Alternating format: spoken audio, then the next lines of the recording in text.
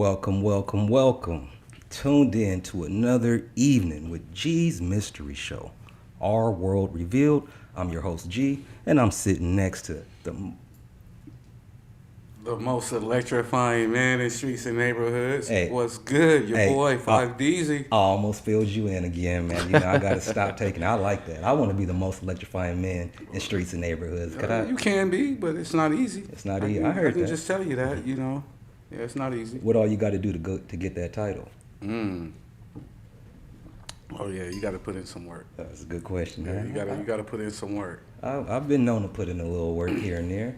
You know, so maybe I can be the most electrifying man in, let's say,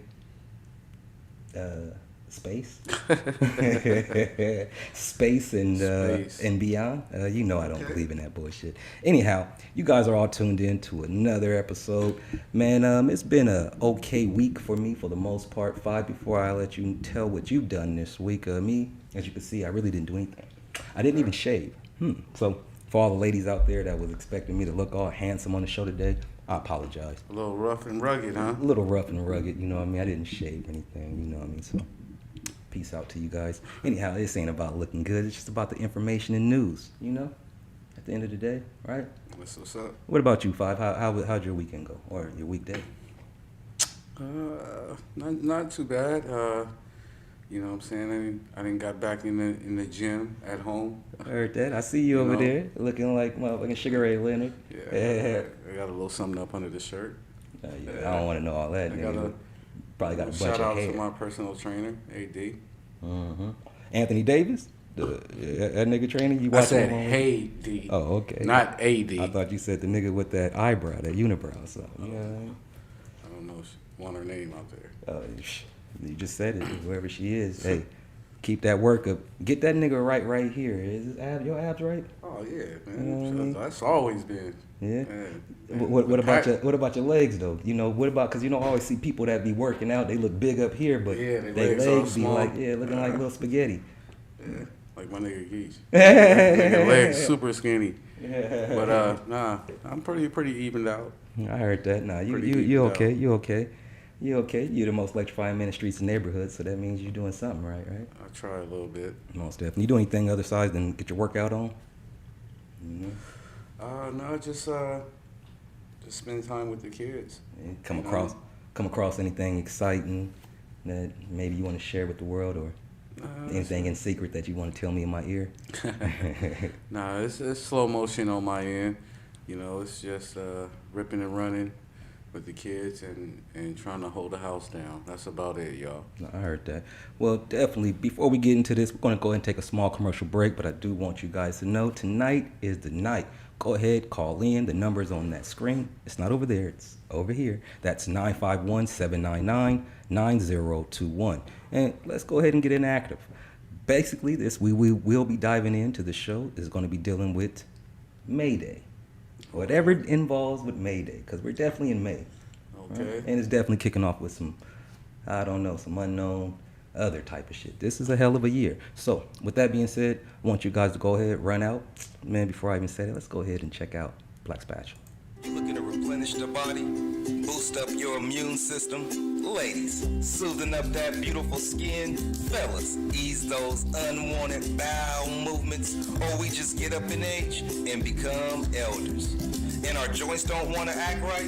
Log on to BlackSpatulaLLC.com. Yes, that's BlackSpatulaLLC.com. Providing that purple and sea moss gold, gel or in raw form, straight from the Jamaican waters, to help stand strong in this fight against the heavyweight champ, coronavirus, and that Junebug flu.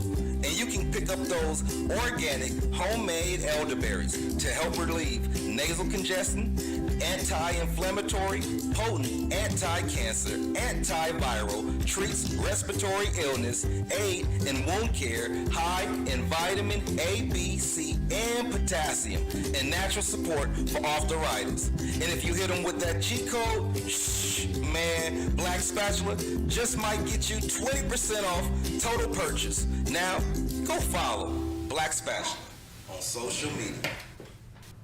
You You are now tuned in to G's Mystery Show, Our World Revealed. You are now tuned in to G's Mystery Show, Our World Revealed.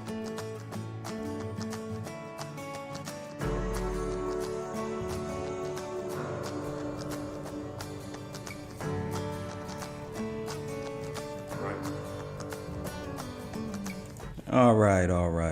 Enough with that. Let's go ahead and dive into G's News. And this G's News.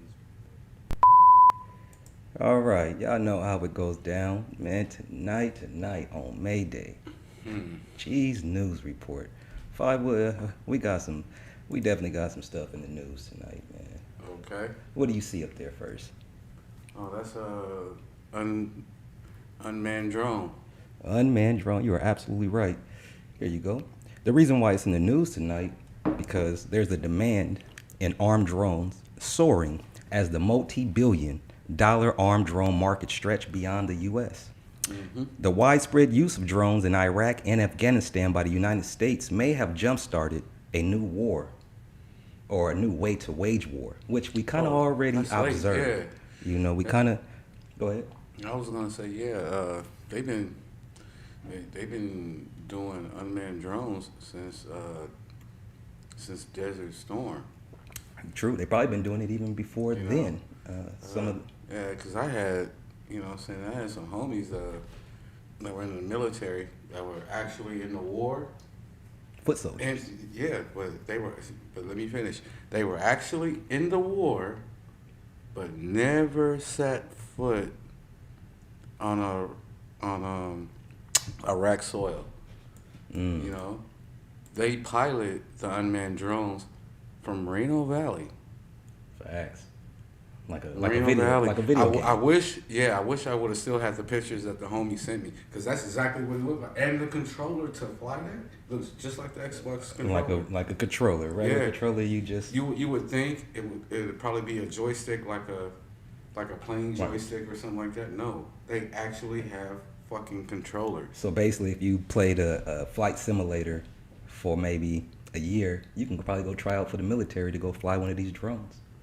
Well, yeah. Well, a lot of people that were playing Call of Duty before the towers got hit, a lot of people that enlisted were Call of Duty fans and players. I could believe that, and I can definitely see that's why they hyping up a lot of the video games. It definitely is intriguing a lot of those who play them to probably want to join that lifestyle and shoot them up, bang, bang, and not realize that it's actually realer behind the scenes than just on a video game. Well, on the battlefield, when your ass get hit, there ain't no hit no reset button. No, that's a fact. So if you're looking at the drone, so basically here's what they're saying, why it's going to change the way, which we can kind of already detail based on our own logic, but to give an actual analysis of what they're saying is that the reason for the rise is that it's keeping the crews out of danger, also made the drones politically cheap to use over dangerous skies.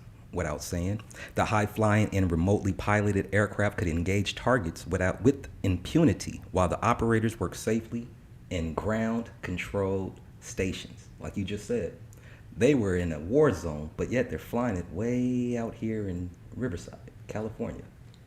Mm-hmm. That's crazy. Moreno Valley. Oh, same thing. Moreno Valley, Riverside. Yeah, that's the Inland Empire. That's the same thing. But anyhow, definitely out of the way. What do you think about that, though? Are you with the use of drones? Yeah.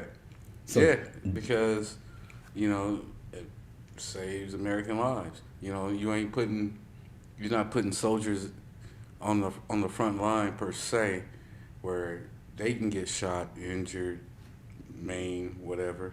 Now, yeah. Let me ask you this though, because when you're doing that, you're not putting the soldiers in the harm's way, but are you desensitizing the way it's done? Because if I'm just controlling it like a video game, it's war. But again, it's war. You're absolutely right. But now, do you hear about all the casualties that happened, especially like in the Obama administration when they was flying the drones and blasting and shooting a lot of people that was innocent and was getting killed in that crossfire too? Right. Yeah. So casualties of war. And so, is that a good thing? It's not a good thing, but you know what I'm saying, it comes along with it. But it does that. That's what I'm saying. So It comes along with it. So now imagine that's no longer the person actually physically flying a plane anymore. It's just all video game warfare. And so now you're just desensitized. You're keeping score, basically who gets the highest number on the screen.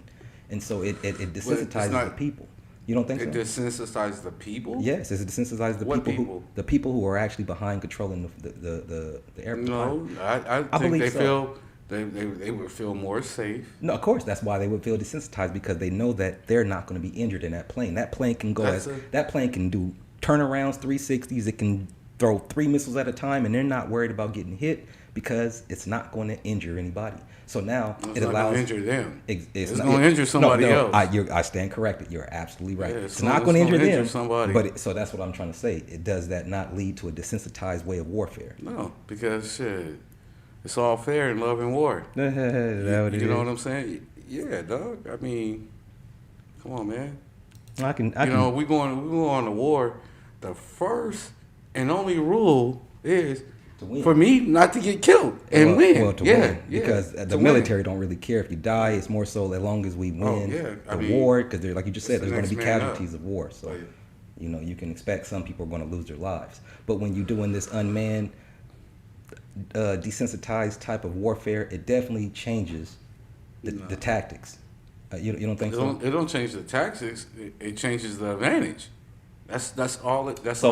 So like I just said, as you see it, it just changes the advantage for whoever has it. The technology, you know what I'm saying, the weaponry. That's the only thing that changes. Okay, so as you see here in the news clipping, that they're basically saying that it's no longer U.S. market anymore. It's actually soaring overseas because now everybody's picking up on the style of warfare. So now how the U.S. do. So now they sell the planes to the biggest buyer. Or some just remanufacture but still though they still gotta they get that patent, they get that from them. Well, regardless, U.S. sells the planes just like they did with the atomic bomb, and then turn around and say, well, you know what? Everybody shouldn't have no nuclear weapons. Well, when it comes to the atomic bomb, you got to understand that you had Einstein and you had other people that was from Germany, part of Operation Paperclip, that came over here, and they kind of put America on that fine line of being able to blow up bombs. You had scientists from Hitler's camp, you know what I'm saying, come to the U.S. and work for the U.S. and tell everything they know and continue their work. Same shit. That's a fact. But the U.S., what they do, what we do, I should say, as Americans, I got to keep it 100. That's them are us. So, oh man, I just lost my train of thought. So, it go like that sometimes. So U.S. will sell their plans, bro. Will sell their technology, and then turn around and sanction your ass and say you can't use it. That's a fact. That's a fact. That's a fact. That's Uncle Sam for your ass. Is there really a war? I remember when they showed us footage of a machine gun shoot a Knob Creek gun range in Kentucky and told us it was a civil war in Syria. Nah. That leads into how old are you, Bluegrass? That leads into conspiracy. Let me ask this. How old are you? How old are you, fam? Yeah, I would estimate that he's in his early 30s. To that extent, and by name by Bluegrass, he possibly could be maybe in his 40s. With that being said, so you are with that? You are with the drones? Yeah, I'm with it. Okay, I don't know. You know what I mean? Let's go ahead and move on. Next up in the news, oh man, this might get a little touchy. You guys, if you want to call in to actually chime in, the number's on the screen, 951-799-9021, because I definitely want to hear your thoughts and views on this next news report.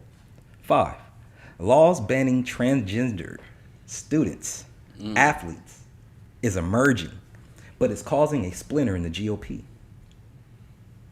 Yeah. States are considering, let me read the news report. States are considering an unprecedented number of bills targeting transgender women and girls who play sports. But Republican support for the measures is not universal at this time. Of course not. Why? Yeah, because a lot of Republicans ain't with it. Is it because they may have transgender children? Because you would think that Republicans would be not for this. They're more standstill conservative type. No, it's their laws. The Democrats are trying to change that shit. You know. Well, Democrats want it to be a open whatever. Yeah, that's why they're trying to change the policy and the laws that Donald Trump and the Republican Party put in effect when he was in office. Yeah. So now, when you're speaking of transgender athletes, is there an advantage or disadvantage? Or I think there's a real big disadvantage, because at the end of the day, man, I mean, it's just like, oh man, I don't even want to put that out there, but I'm not gonna say the name of the show, but there's a wrestling program that has a transgender wrestler that was born a guy that wrestled as a woman, and you should see how she dominates these women.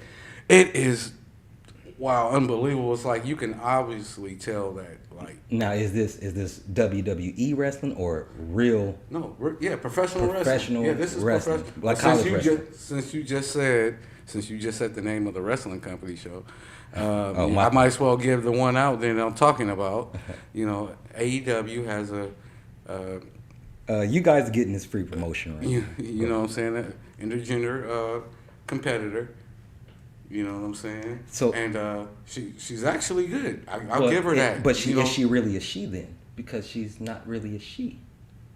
It's a he. No, but that's how she identifies herself. But she was born a man, yes. I don't want to get kicked off of YouTube, but YouTube, we definitely going to have to tackle some things, because this is actually in the news and it's actually something that's being talked about. Right. So those that are listening, that if you are transgender, part of the LGBTQ and everything from 1, 2, 3, 4, 5 through 10, then okay, this has nothing to do with any offensive. We're just going to talk about what's going on here. As you see on the screen right here, we have a transgender female, but running against actual biological born females, women. Right.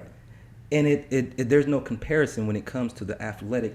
I mean, the person can almost be subpar and still almost win based on the masculinity physique and just natural body. Even if that person desires to be with another person of their same gender, it's almost unfair for them to actually compete in women's sports. True, I agree. But the way they trying to get a clamp on that is, saying estrogen and the hormone shots that they got to take.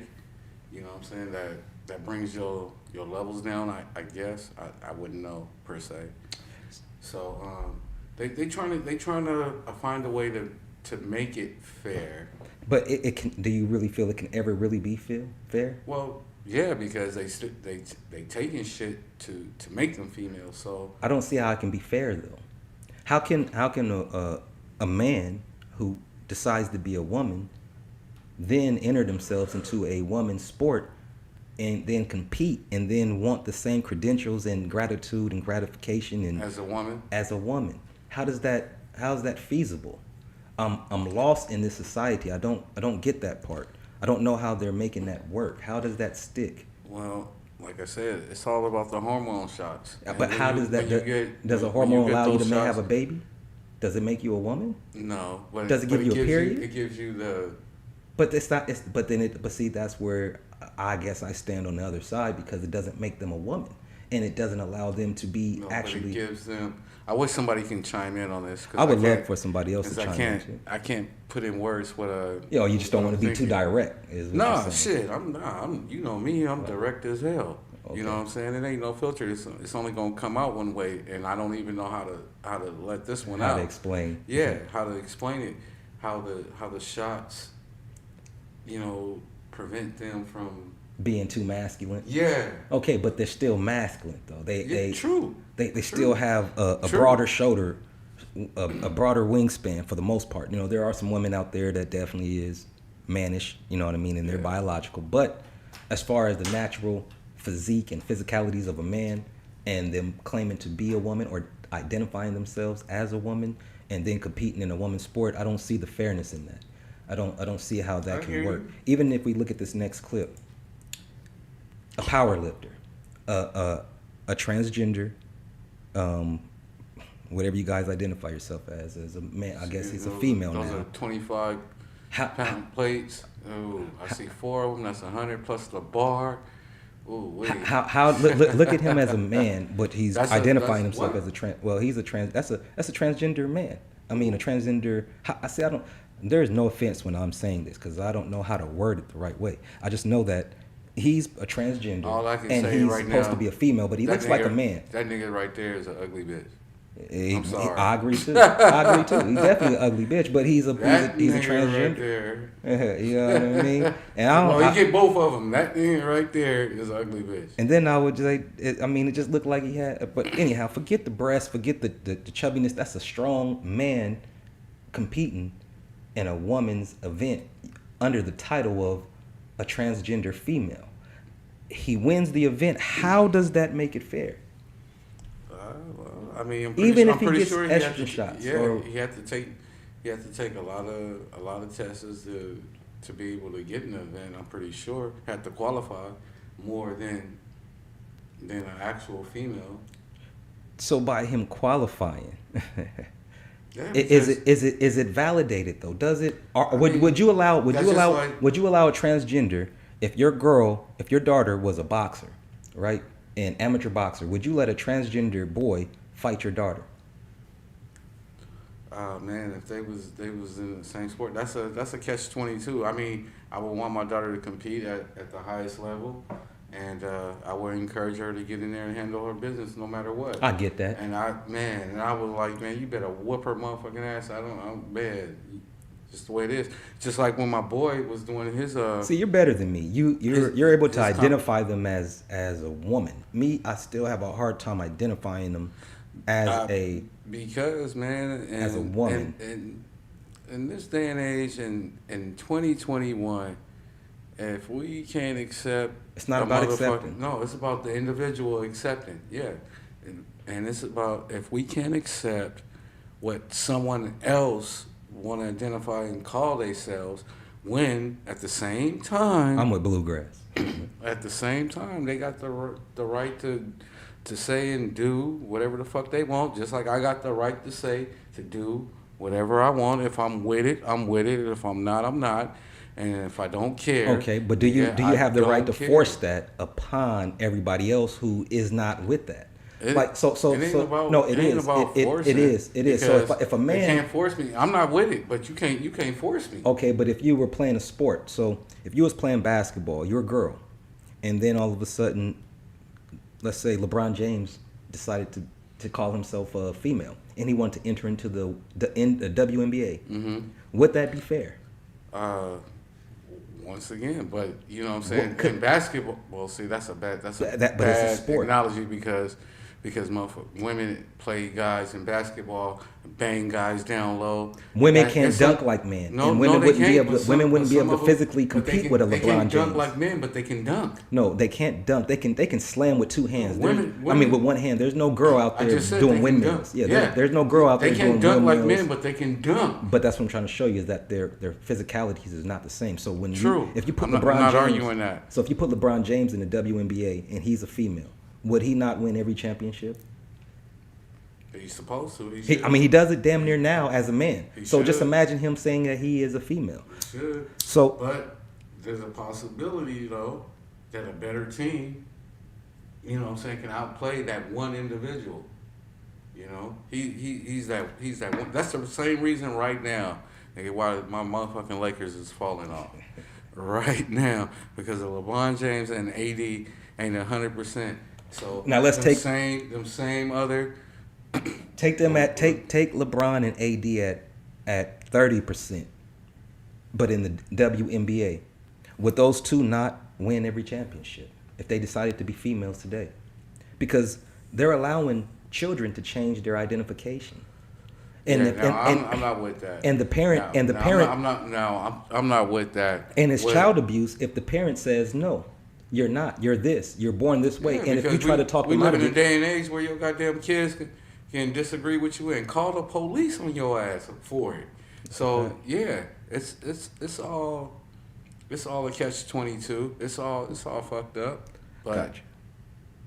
you know, It is what it is. Yeah, what all can you do? It is. What well, it is. we can stand with those that are in this bill, looking for some bills to be passed to change the way this is going because it's not fair. Men are knocking out women that's claiming to be women, and men are out powerlifting women that are claiming to be women, and men that are claiming to be women. But what about the flip side of that coin? What about the guys that want to be women and more feminine and more feminine than women? There are a lot of those out there too. Yeah, even though they're more feminine than women, I'm talking about the sports though. See, I'm not here to say you can't be with who you want to be, but when you enter into the sports, it changes though. Yeah. Because you're still a man. You got some gay men that try sports but can't do it because they so feminine. No, there was a gay man. I forgot his name. Sims, who played for the Rams. What was his name? He played for the Rams. He was pretty tight. That boy fucked his career up. Yeah, but he messed his career up. But he was pretty dope. You know what I mean? He wasn't. He think it was horrible as a motherfucking football player. I mean, no, he was pretty dope because he made it. Once he got to the league, because of all the pressure that he had on him, it was just too much. But had he not said anything, he definitely was dope. I liked him. He was dope. What was his name? Sims or something? Yeah. You know what I mean? See why nigga ain't getting no motherfucking tackles. Well, that's because of, you know what I mean. He had so much pressure. They ended up trading him off the team. You know what I mean. He definitely, you know, it was because of what it is. But again, he didn't have no more pressure. Again, imagine him. Any other player. Okay, so now let's just say that you say he was weak. So now let's just take him and put him into a female's organization. Would he not dominate? Would he not bust through the line every time? Of course he would. You see, and so that's what we're saying here. That's what I'm saying. Of course he would. Is that it's not fair. You don't see even a biological woman at 272 pounds at 6'6". You know what I'm saying? Moving. You don't see it. If a woman, forgive me, ladies, get that big, she ain't moving like that. She ain't moving like that. But a powerhouse man can move. I've seen some 300-pounders dribble the ball, you know what I mean, and do all kind of maneuvers and moves like that. Masculinity definitely helps you in athletic sport. And like I was saying earlier about that female wrestler, about that transgender wrestler, she like about 262 and moves like a cruiserweight. So why ain't he wrestling with a man? And she took a lot of slack. She took a lot of slack before AEW hit the airwaves, and afterwards, even AEW as a company took some backlash for hiring her. And right now, they got a full gay wrestler. You know what I'm saying? A guy. And he's so feminine in the ring. But that's okay. I remember the Genius. The Genius used to act real feminine. You know what I mean? But that's okay. He's wrestling man still. See, I don't care if you have a likeness for the same sex, but you're still a man. And you're still wrestling or you're still competing in the sports with those that you were born with, given the same, advantages and disadvantages. But when you are transforming into something, and like Bluegrass says, let's be real. Half the current WNBA players are probably transformers. Bluegrass. I mean, I'm gonna have to disagree with you on that because I do see them. Ooh, they just look like men. No. That was early days. No, they just that was like the early days of the WNBA. Females. No, the women in the WNBA right now are fine as hell. No, that's what I'm trying to tell you. That's what I'm trying to tell you is that they're females. His comment would apply back in about 10 years ago, early late 90s, about 10, 15 years ago. Yes. Yeah, definitely. They wasn't transgenders. Oh, they just was tomboys. They playing with their eyelashes on right now. Oh, they got wavy ponytails. It's different now. Oh, that thing is jiggling in them shorts. Man, I feel you with that. You definitely got a lot of got a lot of attractive women actually playing basketball right now. Shout out T. Cooper. Listen to this guy. Now that's what's up. Your biggest fan. We're gonna go ahead and move on this, but if you guys ever want to touch on this conversation later on in the show, feel free to call in because I definitely would love to hear your thoughts in regards to this. This is something that is going on around the country, especially here in America. It's not happening too much where around the world, but over in here for some reason, we definitely have some strange happening all over the politics. world. Oh no, it's not happening in Africa. It's not happening in Africa at all. I can promise you that. All right. Africa's not all the world. Africa is a Just- world that just I'm a trying part. to look into. It's just a part of it. I'm with it too. I'm trying to look into Shout it. out, because- Kitty. We still coming. Shout out to you, Kitty. He's gonna fly. I'm gonna take the boat. Yeah, right. I'm take the boat. And get there in about a month.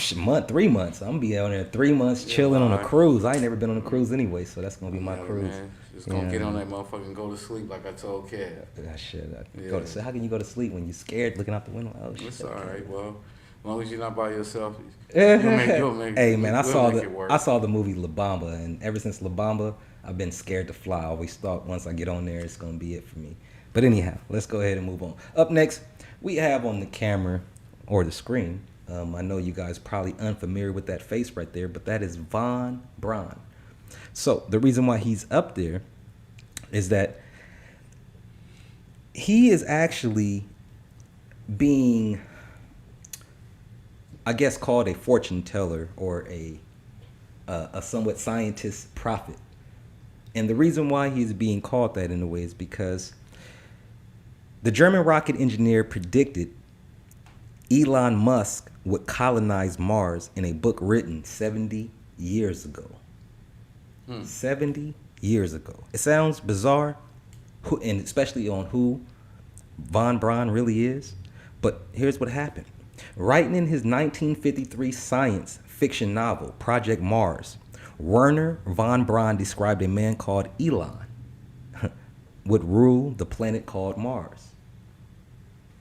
In the book, Von Braun, who you see right there, the book, he writes, a Martian government was created, led by 10 men.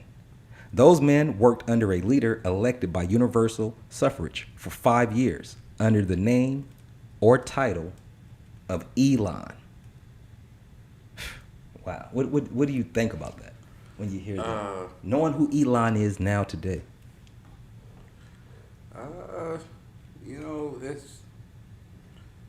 I ain't gonna say I don't believe it, because you have a lot of people of the past that spoke on futuristic shit.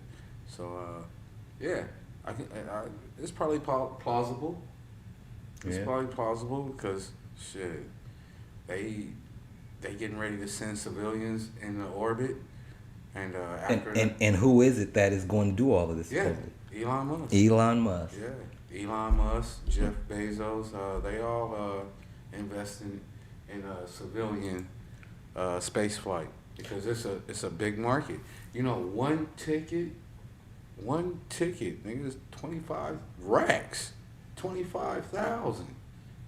Just to go up there real quick to float and turn around and not go all the way into outer space. We talking about orbit, you know. Just to have a little eye candy view of the of the dark space void of nothingness. Huh? Oh, man, I'm for wasting my money having fun sometimes, but nigga, not like that, huh?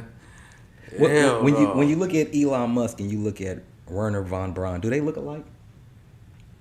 Do they look like they can be distant relatives? Descendants of the same. Somebody's a time traveler. Blood, maybe even that too, or the same bloodline. Yeah. I can see it. For those that don't know who Werner von Braun is, Werner von Braun was secretly moved to the United States under the Operation Paperclip that we were just speaking about with all those other German scientists like Einstein and the rest of those, and became a pioneer of space technology for NASA. He also worked side by side, yes, with Walt Disney. Did they know that? Did you know that, Five? No. You know who Walt Disney is, though. Yeah, I fucks with it. So, dealing with space, Walt Disney, and you know what Walt Disney is into. Walt Disney is into fiction, imagination, all the things that deal with the wonders and the belief. And who was he wrapped up with? Werner von Braun, who was also into belief in imagination, into going in things in space and dealing with those things, and they put together a series of books. So when you're dealing with space, and he's actually one of the head marketers of that movement, the space race, not to mention, if you look here, you see him with who? Who is that in the screen right there? I can't tell who that is. What is it? You talking about the one with his head down? The one with his head up. I still can't see. He's too far back. What if I told you that was President Robert F. Kennedy? Okay. What year is that? That's around 1965, 66. Okay. Yeah. Okay. Well, actually, I take that back. That's actually around 1964. Kennedy, he assassinated in 1967, 8, 69. What's the name? Came in. Anyhow, that right there shows that Robert von Braun was not just working with Walt Disney, but he was also working with Kennedy. And all the three of these people, if you put them together, they were all, besides Kennedy. Yeah, you got to remember, Kennedy wanted to go back, wanted to go to the moon. Well, he's the first person. He was the first president to make the announcement of going to space. And his opposers in government, you know what I'm saying, wasn't with it. That's why his ass was fucking assassinated. Well, it's a lot to it why he was assassinated. Yeah, but one thing about it is that's one of the that's one of the I cards that was dealt. I would have to go against. I would have to be on the conspiracy side on that one and say Kennedy was kind of coming out and speaking against all of these secret societies and all of these things of knowing that hey, we can't really go out there, even though I was pushing this race to go out to the moon and all that. But hey, I found out, man, we not beating Russia because they didn't even go there, and now we got to take him out because he's about to reveal some secrets. Yeah. That's why they took out him and they took out Marilyn Monroe. Two people who were dealing with each other because too much stuff was about. Because he was talking to her, you know what I'm saying? Exactly. He was pillow talking. Exactly. You know what I'm saying? That's why they had to kill her. You know. All this is allegedly, so you know how it goes. It's allegedly. It's allegedly. Holler at your boy. For the allegedly comments on the side. You know what I mean? But at the end of the day, definitely when you're dealing with all of this Elon Musk space, are you with it? Are you ready to go to Mars? Yeah, just like anything else, I ain't gonna be the first nigga in line. You know what I'm saying? And I ain't gonna be the last either to get left behind while they trying to get off this motherfucker. I heard that. You know, if they can, you know what I'm saying, the technology is there, okay. I mean, that's what man's brain is for. The human brain is for, is to evolve, develop. What about Elon? Is he not like becoming a conglomerate? Is he not setting forth to become that futuristic leader of the world, of the new world? Like he's going to take over every patent that there is and just take over everything that's major in the world? It doesn't look like that. No, I can't say right now. No, but I don't know if his intentions will change in the future or whatever. But right now, he know he ain't no global leader. He know that. You know that. I mean, you know what I'm saying? It's certain type of businessmen are out there. It's this type of businessman that's just in it for themselves and you know what I'm saying? And that's it. That's all. And then you got some scientists out there, you know what I'm saying, that's for the betterment of mankind, as they say. So you're saying they actually have human qualities that they actually care on and trying to give you the truth of what's going on out there, while others are into the Nobel Peace Prize, scientific community, fraternities, and hey, we're going to keep it this way and move along. Yeah. My man in the chat says the moon landing was a hoax. How you know that for sure? I agree with him though. Okay, but I'm asking him. Okay. Yeah, if you can type that in the chat or call in, go ahead and call that in. Why the moon landing was a hoax? I prefer to hear from you. Yeah. But I'll tell you why the moon landing was a hoax. Stop talking from a distance, man. Speak on it, dog.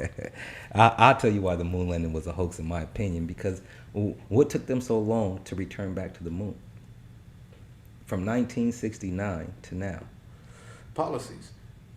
Then they say that they forgot that they lost all the information. So NASA claims that they lost all the original footage from the moon. Is it because that we can now go back with all the technology that we have to show that shit was bullshit? Or was it because they really lost it somehow with all the technology and all the money that we pay them that they get? When they shit got raided. Well, whatever they want to claim it, they shouldn't be able to lose the footage of the most important finding of human history, landing on the moon and trying to wonder if there's other life forms out there. How do you lose that type of information? Your superiors. You damn right. When the motherfuckers say, guess what? You don't have no recollection of doing none of this. And you say, what? And then he repeated, you have no knowledge of this whatsoever. I You ain't gonna say what again to him. definitely agree with you on that. You know, it's just, it is what it is. I definitely agree with you on that one. It definitely is what it is, and it definitely appears to be a little strange. But yeah, that's all we have for G's News Report at this day. Hope you guys want to call in, tune in, discuss anything that was said, or that you may even want to touch on, maybe something we missed that was in the news. But we're definitely about to go into another segment. But before we do, of course, we're going to go ahead and take a break. By the way, Bluegrass answered that question. He's 40.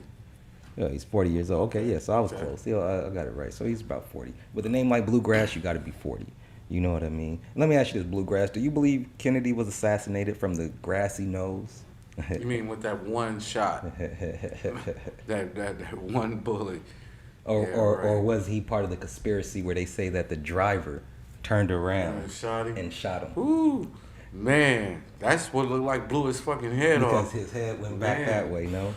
And then you see his wife. Yeah, you see his wife getting out, and then you literally see the driver turn around, do his thing, and then turn back around, and Kennedy's head go backwards. It didn't go this way, like the shot that came from this way would push your head backward. I mean, forward. No, his head got took back. Yeah, so he got shot from the front. But I don't want to solve the conspiracies into that one right here. But that's definitely something we may have to talk on another episode. That's something that has it ever been finalized? Anybody knows what happened? Because the mob say that they had something to do with Kennedy being killed. Well, yeah, that's who the CIA fucking hired. Yeah, they say they had something to do with Jimmy Hoffa too. All right, we're gonna go ahead, take a break. We'll be right back, man. Again, I want you guys to go out here and run out and go get some of that sea moss. Yeah, y'all hear it on the internet. Sea moss gold. You looking to replenish the body, boost up your immune system? Ladies, soothing up that beautiful skin? Fellas, ease those unwanted bowel movements, or we just get up in age and become elders. And our joints don't want to act right? Log on to Black Spatula, LLC.com. Yes, that's BlackSpatula.com. Providing that purple and sea moss gold, gel or in raw form, straight from the Jamaican waters, to help stand strong in this fight against the heavyweight champ, coronavirus, and that June bug flu. And you can pick up those organic, homemade elderberries to help relieve nasal congestion, anti-inflammatory, potent anti-cancer, antiviral, treats respiratory illness, aid in wound care, high in vitamin A, B, C, and potassium, and natural support for arthritis. And if you hit them with that G code, man, Black Spatula just might get you 20% off total purchase. Now, go follow Black Spatula. But I gotta get off my phone. I'm doing the show. All right. We are back. Thank you all for tuning in with G's Mystery Show, Our World Revealed. You are vibing with me. I'm your host, G, and I'm chilling with 5DZ. He is the most good. He say what's good, but he is the most electrifying man in streets and neighborhoods. Whoa. Already. You know what I mean? But yeah, definitely what else do we have for tonight, man? Today is the day. We are in May, right? Right. We're talking about May Day. What do you think May Day involves? May Day. Shit, in this generation, not shit. Yeah. In this generation? What if I did this? Now what does it look like May Day represents? Well, that case, it look like that's another fucking win for money. Mayweather. Let me ask you. Are the Paul brothers getting to Mayweather? Are they getting to him? Yeah. Is the beef real or fake now? Who knows? It's hard to tell right now because the shit is early. They doing what they supposed to do. They're promoting the fight. You know what I'm saying? It gets eyes watching.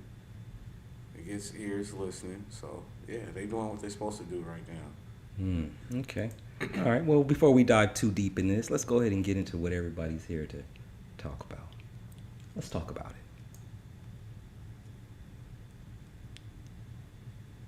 Did it again. Shit. We're here, jumping straight into May. And as the news thickens, sometimes the unthinkable happens to those that live long enough. Sania Amenhotep went missing April 5th in Columbia, South Carolina. Daughter of Sharif Amenhotep and vice chair of the Newark Anti-Violence Coalition and a member of the new Black Panther Party. Sadly, she was found deceased Thursday, April 29th.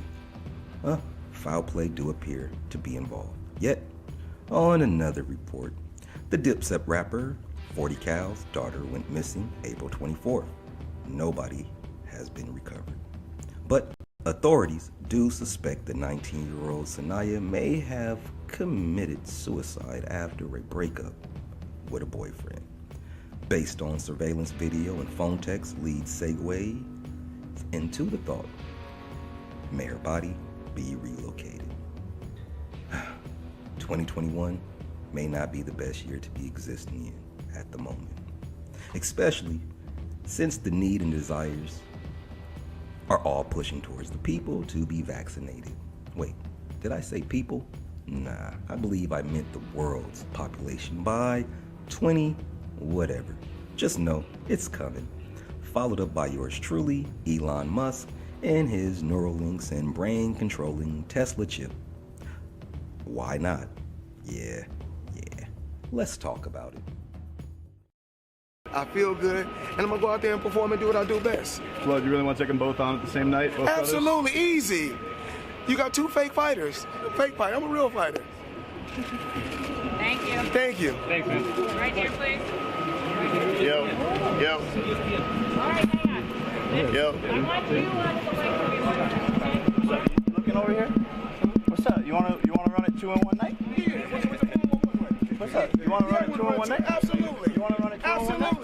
Absolutely. So let's make it Absolutely. happen. Let's do it. Let's make it happen. Let's make it happen. Yes, sir. Get the paperwork for this bum. Get Al Heyman. Absolutely. I don't need Al Heyman. Let me call Al Heyman. I'm my Let's own make it boss. happen. I'm my own 2 in boss. 1 night. Got your hat. Got your hat. Got your hat.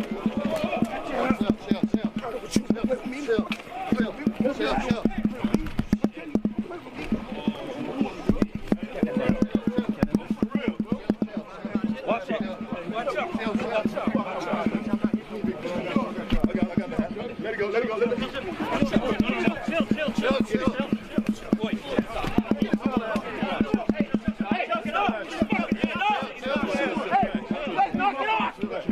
Respect me. Retired. I got you.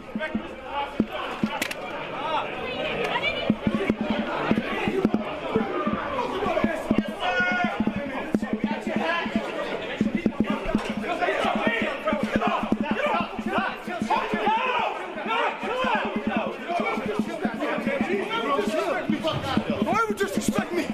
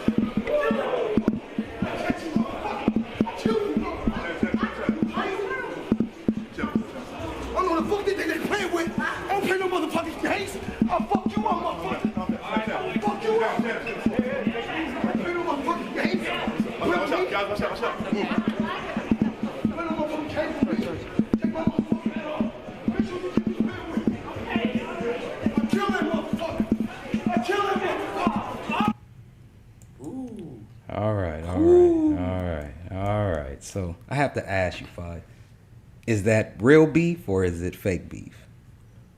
Well, I mean, he really went off right there. I don't know if it was choreographed or what. If they talked about it beforehand, but it came off as authentic. Authentic, huh? So if it's a work, and for those who don't know, the word work is a wrestling term for, you know what I'm saying, orchestrated, you know. You think that was orchestrated? No. I like I said, it came off as an authentic. Oh yeah, I believe that was. If it ends up being a work, if it ends up, you know what I'm saying, that they talked about it, ooh, they worked. They did that. They worked this. I don't know if Floyd could be that good of an actor right there, because he definitely was boiling. Jake Paul, that wasn't Logan Paul right there. That was actually Jake Paul, the younger brother that took the hat off of his head. Yeah. So I have to ask you, Floyd made a statement. He said that he could beat both of them in the ring in the same night. Yeah. Do you agree? Hell yeah. Hell yeah. So you think that he could take 5 rounds, knock him out before the end, then go another whoever get in there first gonna get it the worst. Man, whatever one of them brothers hop in there first with Floyd, oh man, he gonna get exposed. And then whoever hop in there second, oh my God, especially if he gonna drag him to deep waters and just torture him. That's what I would do, Floyd. So you really think that Floyd can beat both of those brothers that's heavier than him at over 30-something pounds? Yeah. In the same night? Floyd is the best in the world. Matter of fact, shout out to Floyd Mayweather for training my nephew, Cristal. You know, do your thing. What it do, Cristal? What it do? Let's go. Mr. Benson, you know what I'm saying? Up and coming boxer that's going to electrify the world in the future. I heard this that. This kid has hands. I heard that. And say that again. Where is he training at? Oh, Floyd Mayweather's camp in Vegas, baby. Already. So now, we're an unbiased show, but I have to be real. I do believe that Floyd would beat both Paul brothers in the same night. I don't know. I don't know if you really believe that. Oh, you don't think? I know you believe that. You don't think I believe that? But I know you, but you will still find some type of way to go with these fuckboys, nigga, and say that they gonna whoop Floyd. I would never say that, but what I would say is that there is always a puncher's chance, and because they have shown improvement. I don't believe that they can beat Floyd. Not both of them in the ring. After Floyd was to fight both of them, taking one at a time, I believe that Floyd would still beat both of them and possibly knock both of them out. Let me ask you this. There is always a chance when you're fighting that you hit the other person and are able to complete the mission. You catch a motherfucker, yeah, you can, but niggas ain't hitting Floyd like that.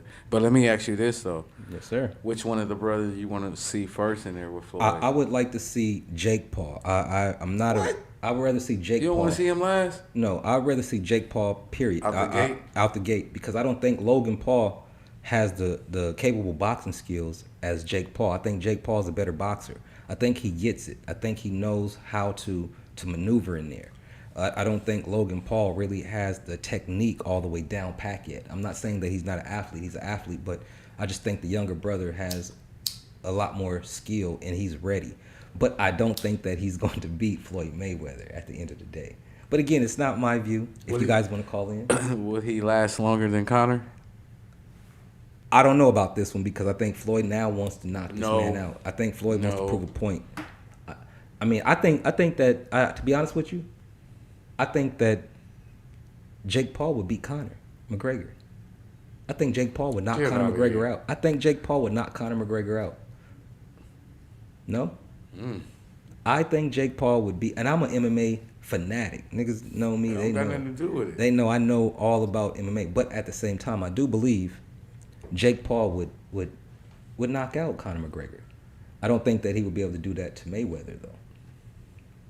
Now, with that said, are you all for this fight? Oh yeah, hell yeah, I'm with it. And you're with it. You think it's worth the pay? Or are you going to bootleg it? Shit, man. Electrifying Ministries in neighborhoods. I don't pay for that shit. I'm about to say that. Hookup. Yeah, that means bootleg then, right? If I can get seats, nigga, I'm there. All right, and you the one motherfucker I know that can always get some damn seats. That's a fact. See, y'all don't know him. I know him. Anywhere we go, somehow he's able to get his ass in there at the front row, damn near inside either the ring, on stage, wherever it's at, he's always able to get right there. Now, I don't want to say I'm scary or nothing, but I just be like, man, I'm a little more, you know what I mean, cautious and like, damn, dog, you know what I mean, I'm gonna chill out. But then this motherfucker always able to maneuver and right there, and he's right on the fucking mic, damn near talking. I'll be back. I'm like, how the fuck does he always do this shit? You know what I mean? But again, that's why he's the most electrifying man. Streets and neighborhoods. That's what it is. I fuck with you, 5 already, dog. You got that one. You got that one. But let's see what's up next. So you with this though, right? You with the fight? Yeah, all day. Oh man, who y'all got? Wait, who you got? You know what? I'll take that bet. I almost forgot to ask you. Do you think Floyd was mad because he got his hat pulled off and it revealed his hair that it looked like it was one of those, you know how you get that fake hair? No. You know how you get the fake hairline? Yeah. The Tory Lanez? Yeah, that Tory Lanez. It looks like Floyd was rocking that Tory Lanez, and I think that's what got him really pissed off is that the Paul brothers exposed that Tory Lanez hairline. I just noticed that he needed a fucking haircut. That's why he looked like he had a haircut, because it was patches that wasn't supposed to be there. It was just about him disrespecting him and snatching his hat off. And I would have been the same way. Nigga, I would have been trying to get around all them niggas. You would have been hot, niggas. Snatching your hat off, though? Man. That'll make you mad? Is that worse than being spit on? Man, it's right up there. It's disrespect. I heard that is some disrespect. With that being said, oh, man. Nigga, all disrespect is being spit on. Yeah. No matter what form it is. All right, let's change the vibe a little bit. Okay. We'll go ahead and bootleg that fight. Anyhow.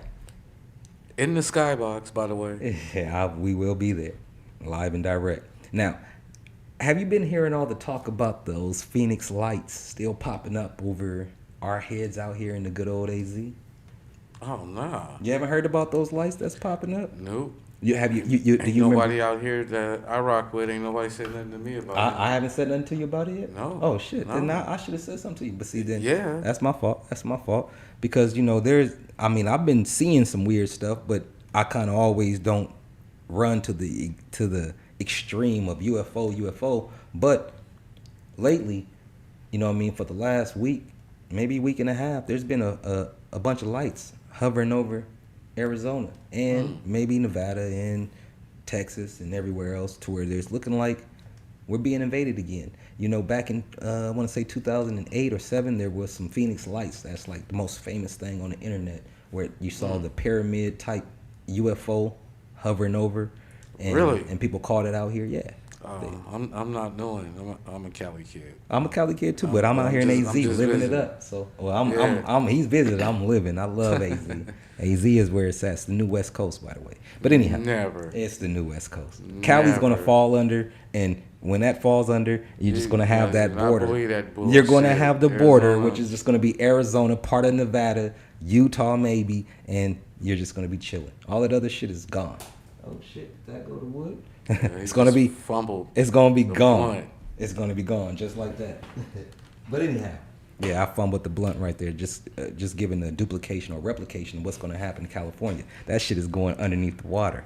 You know what I mean? But now, with that being said, you know what's going on out here in Arizona is these lights. You see the lights? What do those look like to you? Would you, if you saw those lights, would you think that was something out of the ordinary? No, I would think that would be a good camera pointed in space, and you know what I'm saying, and just got a shot of some fucking stars or something. But those lights are moving though. Oh, okay. I just didn't put the video up, but those lights are moving around to where you looking at it like it's moving just a little bit. Those are drones. You think those? Yeah, that's what those are. Well, I have people on Instagram saying that they are looking at them and recording them, and they believe that they're looking at UFOs.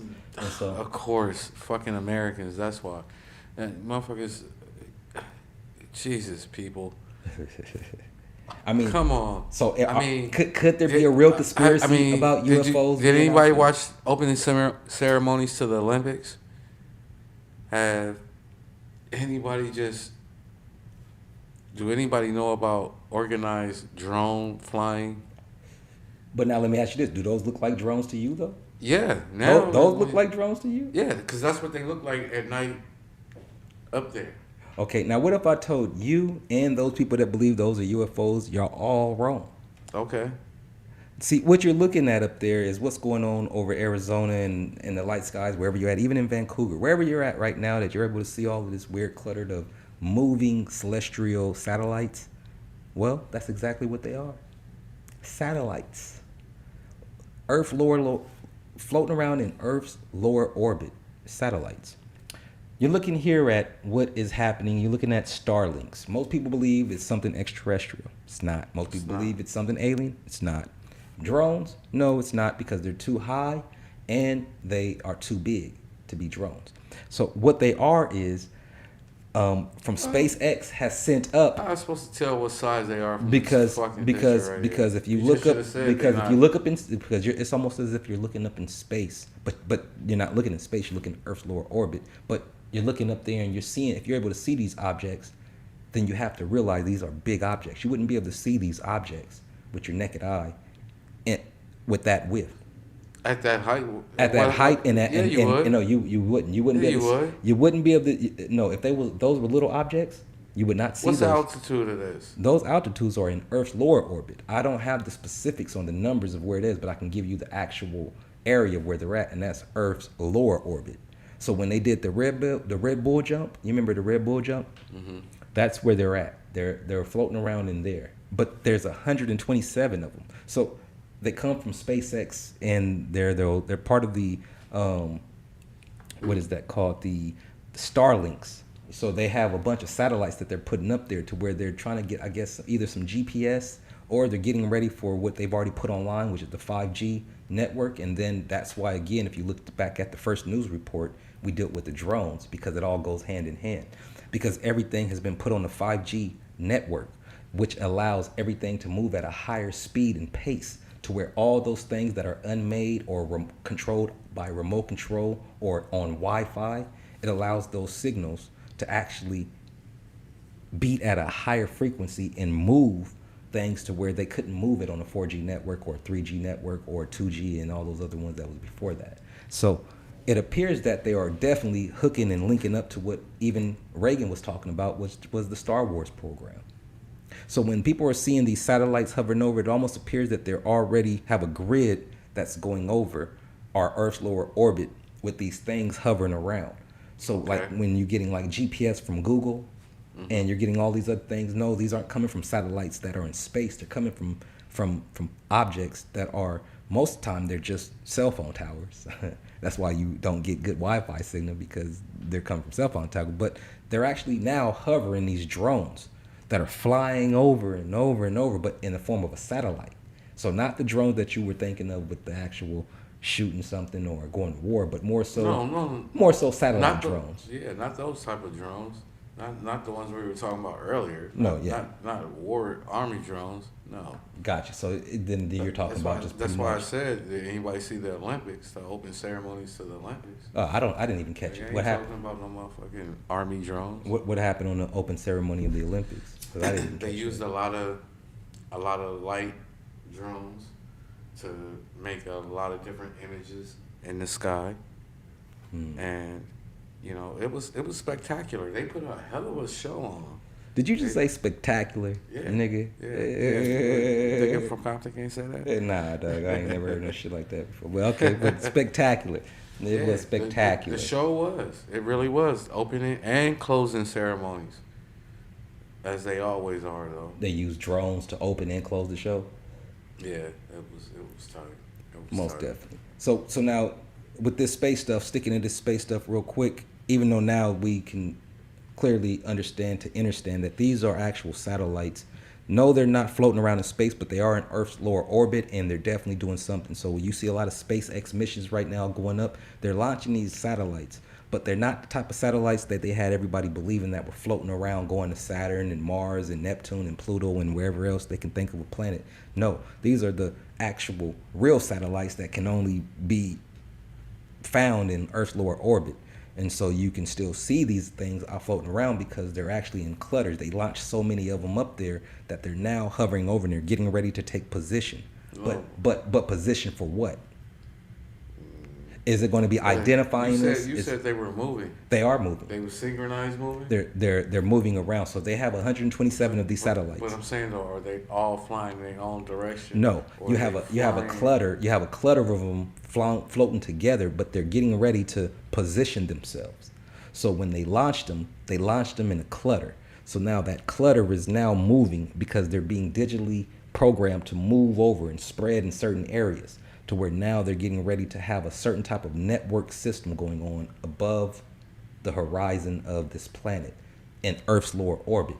And it's all being done by those who control SpaceX. And like I said, Werner von Braun predicted Elon.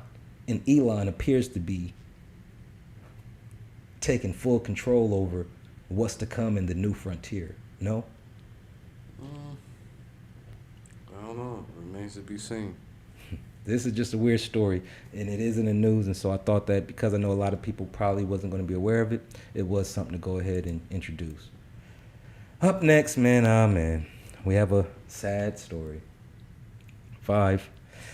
The daughter of a new Black Panther was kidnapped and later found deceased a few days later. 17-year-old Jalen Wilson and 18-year-old Trayvon Nelson have been arrested in regards to this case. Bad, sad story, crazy.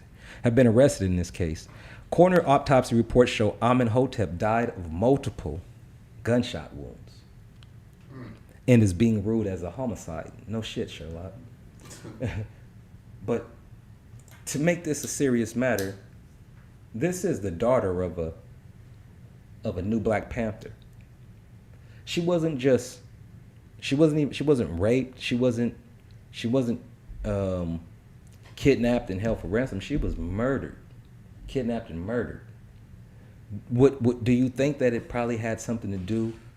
And who did they charge this shit to? To 2 young males. One a Jalen Wilson, who's 18 years old, and then a Trayvon Nelson. Jalen is 17 and Trayvon is 18. So pretty much almost minors. 2 kids. Yeah. 2 kids. But they kidnapped her, right? and yeah, they Black, or what they call Black. You know what I mean? But they Not definitely I'm being real. But because regardless of how it is that point blank is somebody who looks like you and I. Yeah.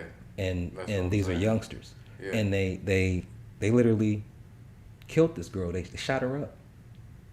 But it's connection because it also is the daughter of a new Black Panther who's actually active in the community. Well, common sense should tell you that somebody got in those boys' ear. Do you think somebody got in those boys' heads? Yeah. Do you think it has something to do with the man manipulate? Yeah. With her father being part of the new Black Panther? Probably shut something down. Probably moved a certain gang out the way. Probably had an interaction to where probably helping too many motherfucking he stepped people on somebody's toes and they wanted to get back either way it could. Or do you think that was her boyfriend and she?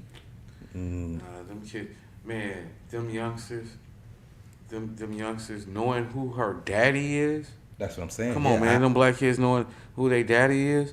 You know what I'm saying? We from Cali, so we know if somebody from Panthers, not the new Black Panther, but just representing Black Panthers, period. You know what I mean? It's a certain type of respect that comes from that. But at the same time, in Cali, you're dealing with politics. Not even respect, fear. That too? Fear. So them interacting with them, do you think that this was something that was in retaliation for something that probably was done? More than likely, they heard them dollar signs. They, you know what I'm saying, and thought it was gonna be quick and easy as the perpetrators played it out to be, and not knowing they're gonna get set up for the downfall anyway. Dude, that's sad, yo. Yeah, to be part of the new Black Panther Party and to be part of the anti-gang and just stop the violence and just to try to be in that peace moment and then to have your daughter gunned down in that type of way. What do you think that would do to a man's psychology in that environment? It ain't doing it to his psychology. I mean, it's already in him. It's just bringing him out. No, I mean, like, do you think is he able to keep calm in this and just let things happen the way it's going to happen, or is he able to? I would snap hope so. And turn to something? I feel for the brother. I mean, God forbid I ever know what it feels like to lose a child, but man, Yeah, this right here is sad. I mean, I'm And man, it's- I'm crazy as it is when it come to motherfuckers getting out of pocket and on some miscellaneous shit. So to lose a child, oh man. in that Ooh, manner, my to lose a goodness. child in that manner, and for the type of stance that you've been taking, and the I would feel the type of position for- you've had in the community, and for that to happen to you, would you give it all up, or would you continue That's on what doing I'm what you're saying. doing? You got to know it's more. It's more to it. So you gotta keep pushing. He know they only did that to his daughter to get to him. That's what it appears like to me. I'm not saying Yeah. that's what it is, but it Come on, appears man. like something Ray happened. Charles can see that shit. But because this is the news and they don't have it yet, we don't want to solve their cases and ledge anything on. But at the same time, it definitely appears that, you know what I mean, based on his stance and who he is, he probably rubbed the wrong people the wrong way.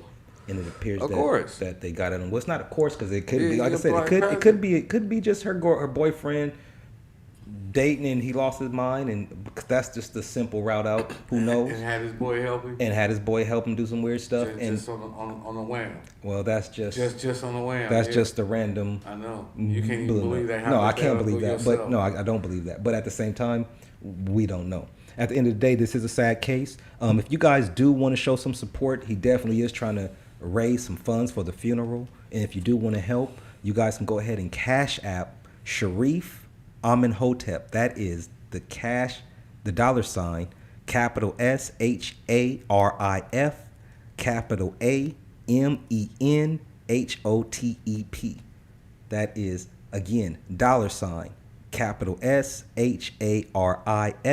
capital AMENHOTEP. He might need you all at this time of need.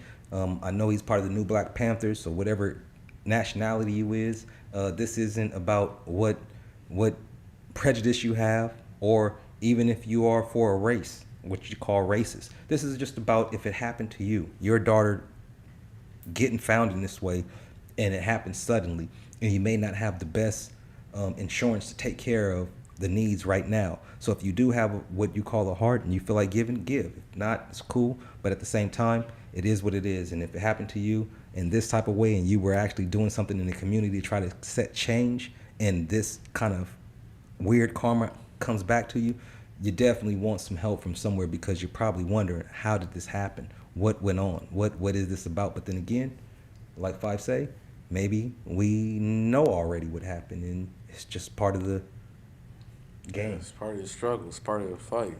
Part of the fight. It's man. It's a shame. I hate to say it. Casualty of war.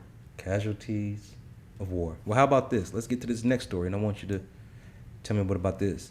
Up next, this right here is a story that goes on for those, especially in the hip hop community. They know who this guy is on the screen. That's 40 Cal, a member of Dipset. Now, we just heard a story about the new Black Panther who had his daughter murdered. This is a case to where 40 Cal, hip hop artist, battle rapper, has a daughter, 19, goes missing. And the phone records show her alive, grimly hinting to committing suicide. So she went missing. They reported her missing, I believe, on the 24th, and didn't get anything really, no questions answered or any real leads until they ended up really doing an investigation, and come to find out that they ended up having her on surveillance. And my thing is, they say that she most likely committed suicide by jumping off the Niagara Falls into the Niagara Falls River. So her body hasn't been found yet. Probably ain't gonna find it. But they say that more likely she committed suicide based on the text that she was texting, the last people that she was texting, and throwing away some items, showing that she had no care for things. But my thing is this: if that picture right there on the left is one of the last pictures that she had, if she knew that she was going to commit suicide, why is she wearing a COVID mask? Why would you, if you know you're going to throw your life away, why are you wearing a mask? What does it matter? Yeah, true. I feel you on that, but she's a youngster, man. Because Thinking. but I've seen cases to where people have took the person's phone and text people from their phone, making it seem as if that's the person texting saying that they're going to do this, so that way they have a perfect alibi. But again, I'm not here to solve any cases. I heard that too. Yeah, I'm not here to solve any cases. But it's definitely, it's just weird. It's crazy. And then it's from a rapper, 40 Cal. And then you're dealing with suicide, and suicide is a touchy situation because if somebody wants to kill themselves, that means that they're looking for some type of attention, no? No. What else could they be looking for? Relief, comfort. So that's remember, attention, right? No, I said relief, comfort. You said why do they attempt suicide? True. Yeah, for relief, comfort. But relief isn't relief of pain, what they're going through. You remember you talking to a person that drove down that street. I drove down that street. I wasn't looking for anybody's approval or say, hey, look at me. I was ready to end this shit. Do you think that's a form of mental health? Did you need somebody to hug you, give you a talk, to be there for you, to kind of just communicate, to say what's going on with you, how you doing, talk to me? Or did you just have that feeling of just, nigga, I don't care about nothing. I just want to go. Yeah, just wanted to go. Just wanted to. Didn't want to feel that shit no more. You know, so yeah, it's not that they reaching out for attention, because at that point you at your edges in. But see, when a person commits suicide or is announcing or just making you, it's almost like they want the other person. They want the person who I guess they're targeting to feel the pain going without or knowing this. They want to leave a stain on this memory of what you have. I would know. I wouldn't know about that. I mean, you know, I didn't choreograph or. You didn't think about who you was going to hurt if you killed yourself. No, you didn't think about. And mind you, I had, you know what I'm saying. I was a father at this point. True. You know what I'm saying. So no, I wasn't thinking about none of that. You know what I'm saying. All that shit came into play afterwards. You know, but at the time, you know. You thinking about suicide? Nah, you ain't thinking about the people around you. You sure? You're not thinking about nobody around you, about how it's going to affect them. When you get to this point, when you get to that point, it ain't about everybody else. It's about what are you gonna do?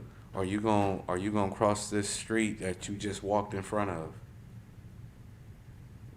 All the other shit, all the innuendos, all the hints, months before, weeks before, all that shit is done with. Gotcha. So now all that is done with. So now let me ask you this: for a person that's been in that type of mental mind state, would you wear a COVID mask in the times of COVID, knowing that you was about to let it all go? Would that even matter? If I was young like her, I probably would, not thinking. You know what I'm saying? It's so. So you're saying the muscle memory just got it putting on the COVID mask to go outside? Yeah, we all do it. Like when you park your car and you first get out, and then oh shit, I ain't got my mask. But you're going to go, but already know in your mind you're about to end it all. True. So what was the point of being safe in any of this? Because that's not on your mind. I mean, it's just muscle memory. It's probably wasn't on. I don't know. Yeah, that one right there, I don't know about this one. It's just definitely something, you know what I mean? If it is suicide, it's definitely something that, you know, you definitely want to have some type of prevention methods, but a lot of times you don't know when it's going to come. So you have to pretty much be able to be aware of the persons you're around and be able to kind of like check on them normally. For those that are active around those people that they love, do you check on them? Do you actually talk to them? Do you? I mean, whether you're a man and man, I ain't talking about on no happy what they call gay stuff. I'm talking about your homie. Do you be like, bro, you good? I mean, if you see it, if you see the flags, if the red flags are there, yeah. I mean, if you're a real friend, you'll say something. And let me say this also, for people that's out there that are going through that and have thought about that, you know, there's people you can talk to before you get to that point. You can actually, you know, speak to somebody about it and not drop hints. And, you know what I'm saying, people take your hints the wrong way. And then afterwards, after it's too late and you gone, that's when motherfuckers say, well, damn, you know, when I think back about it, so-and-so did try to probably reach out to me. Facts. So, yeah. Facts. Now, we're going to go ahead and move on from these two stories because those stories are definitely something that is in the news and those that don't know want to make you guys aware of. And hopefully you guys can look in that and then look at yourselves and what's going on in your own selves and just be aware of what's going on. Because there's a lot of things going on, especially with the youngsters, that us as adults, we really don't have a clue because our generation was totally different than what they're experiencing. And so there's just a lot of things that we just aren't comprehending of what they're really going through, and we may overlook it thinking that it's nothing when it's really something. So just be aware of that, and if it's something more to that case, well, we'll definitely hear it in time, right? Time reveals all things in the end, possibly. All right, well, what we got up next, man, is a case that's been going on through the news a lot. Derek Chauvin. Derek Chauvin, and not just him now. 3 other officers present during the murder of George Floyd have been indicted of civil rights case or charges. Do you care? To a certain extent, yeah. Yeah. Yeah. Was Derek Chauvin not enough? You want all of them gone?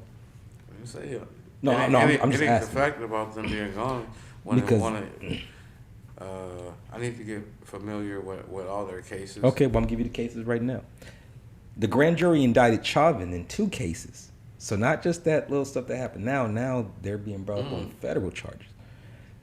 One of the kneeling of the Floyd that we all saw when he had his neck, I call him the strongest knee in the world.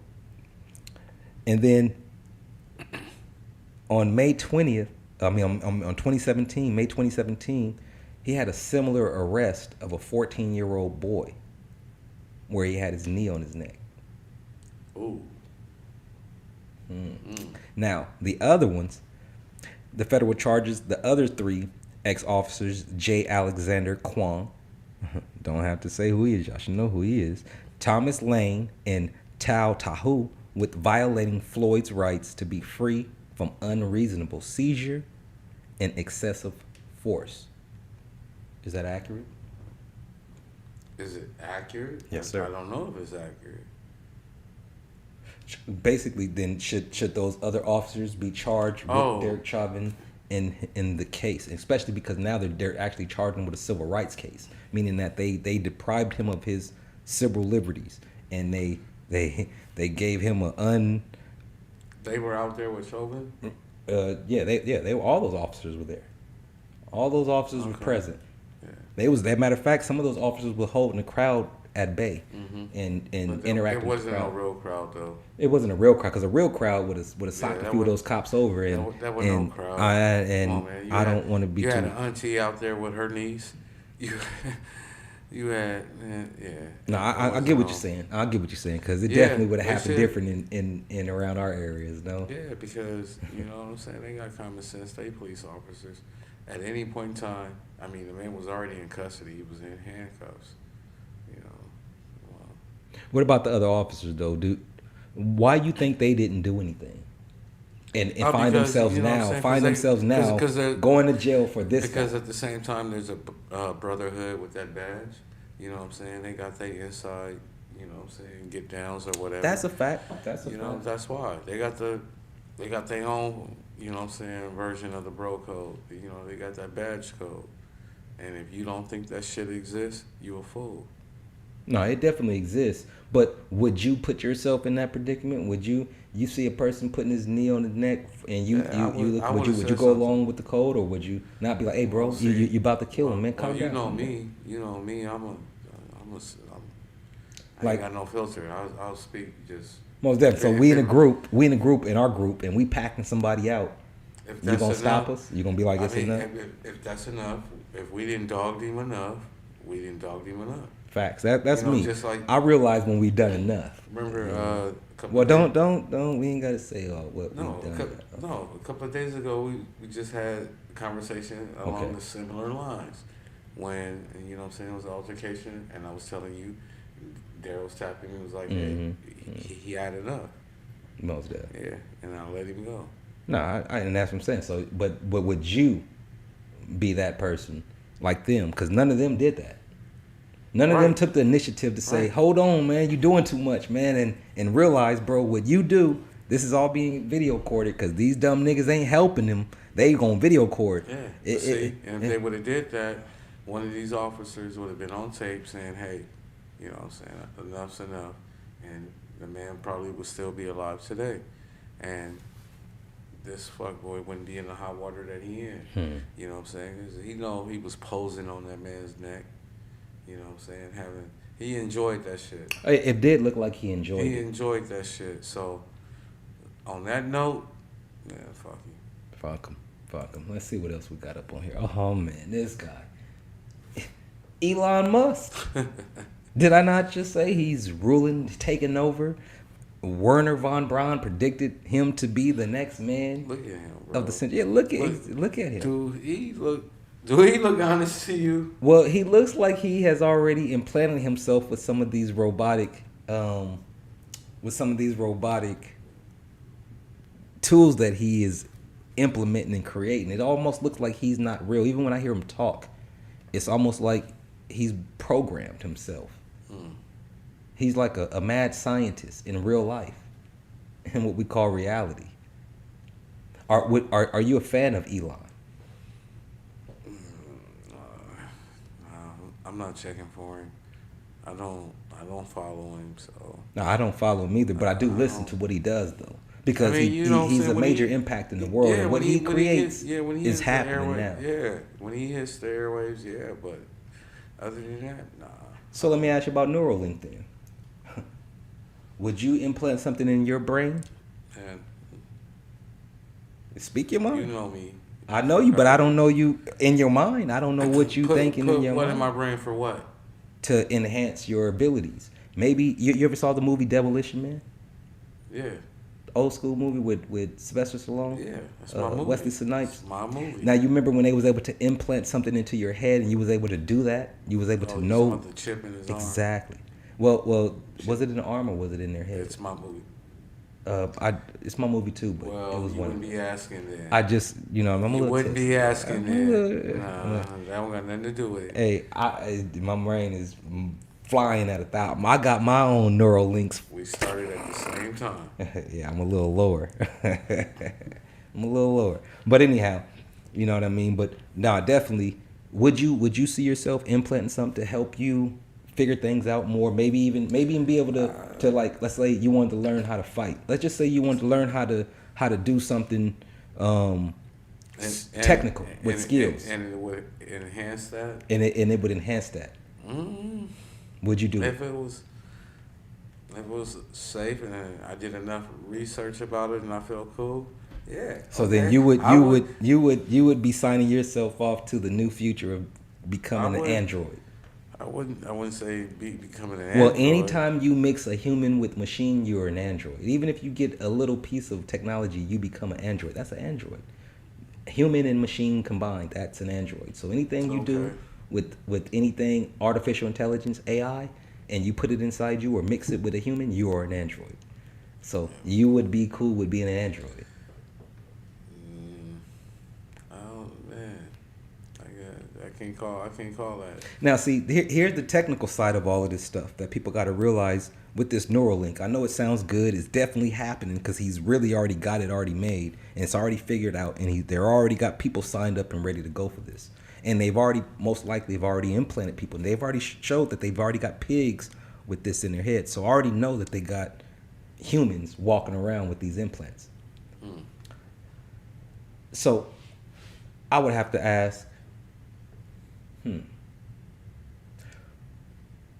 could you see the future walking around with these implants?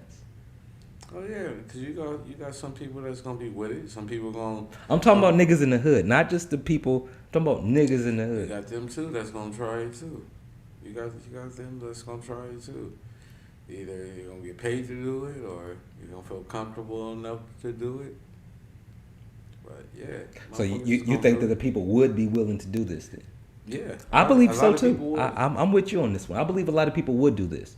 But now, are they aware of when you download? I mean, when you're dealing with anything that has to deal with something being on the cloud and using Wi-Fi or anything that, because the Neuralink is connected. You can connect it to your phone, and he also has it to where the Neuralink, of course, is going to be connected to the Tesla. So you'll be able to start your Tesla just off the thought. You'll be able to look into the phone and see if you're getting sick or if there's something wrong with your body. But now, if you're able to read all of that, people have to be able to realize that they can read that. They can read your thoughts. They can read what you're thinking. They can read what you've done. They can read what you're going to do. So now they're tapping into a whole different energy source. So now we always have hackers when you're dealing with anything. Right. See, there's always hackers. Go ahead. You can't invade motherfuckers' privacy like that. What do you mean you can't? They will. Yeah, you can't. They invade your privacy right now with these tablets, these laptops, these cell phones. Because if anything that has a camera, but you see what happens though when it comes to light, when a motherfucker got exposed for doing that. Yeah, but it doesn't matter when they already got it. It's too late. Yeah. What happens when this technology gets in the hands of the government?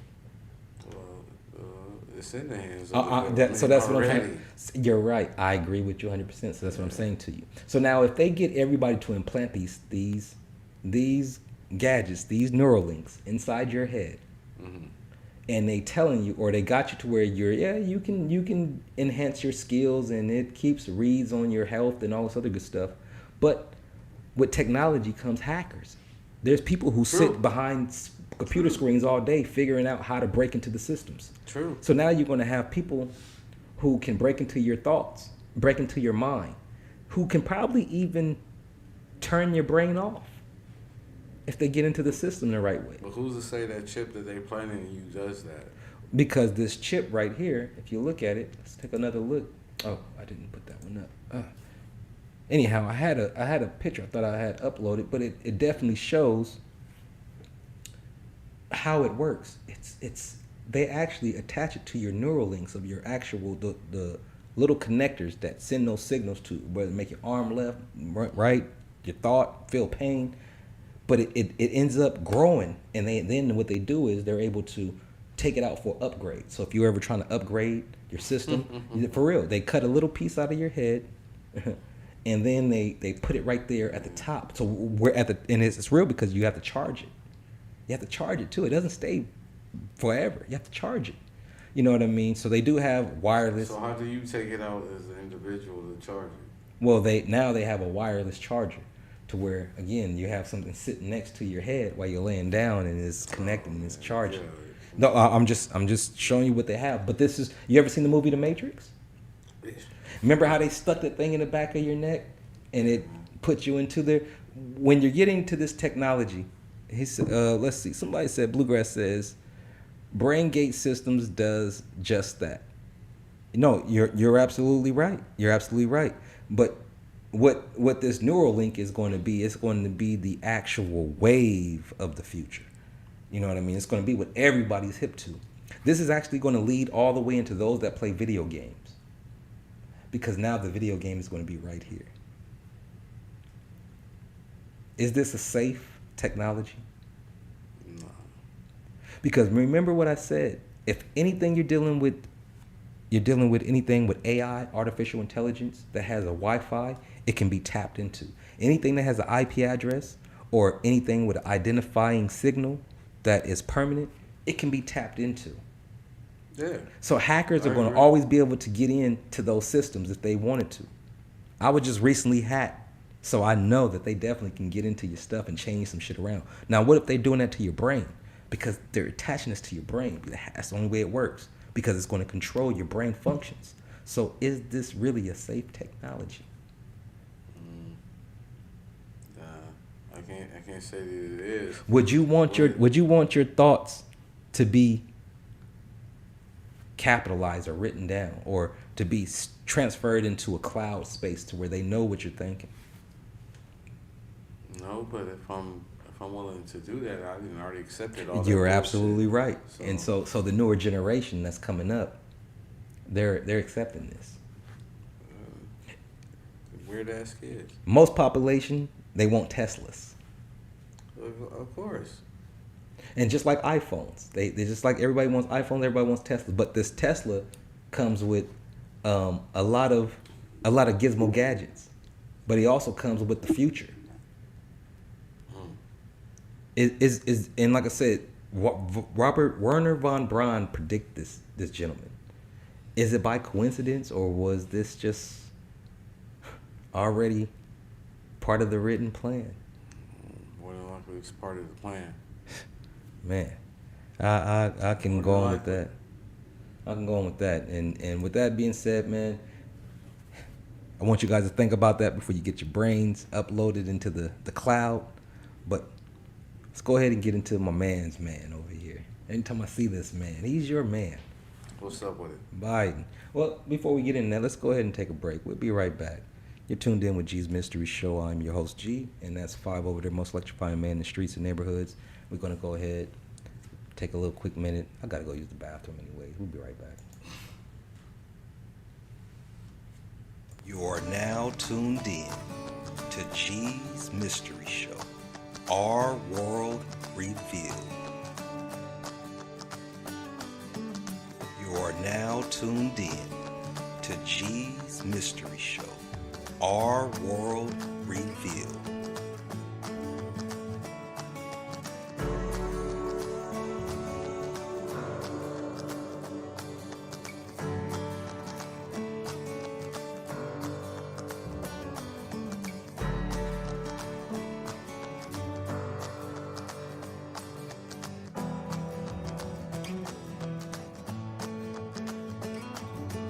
You are now tuned in to G's Mystery Show, Our World Revealed.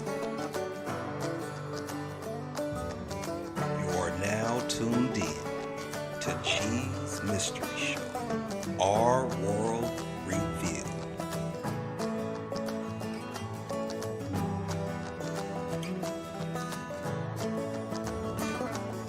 You are now tuned in to G's Mystery Show, Our World Revealed. You are now tuned in to G's Mystery Show, Our World Revealed.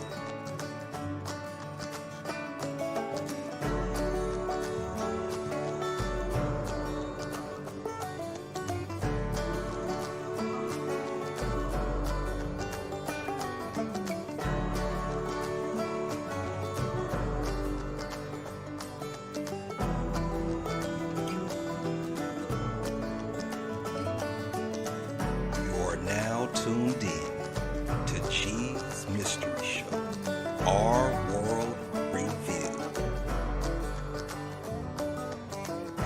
You are now tuned in to G's Mystery Show, Our World Revealed.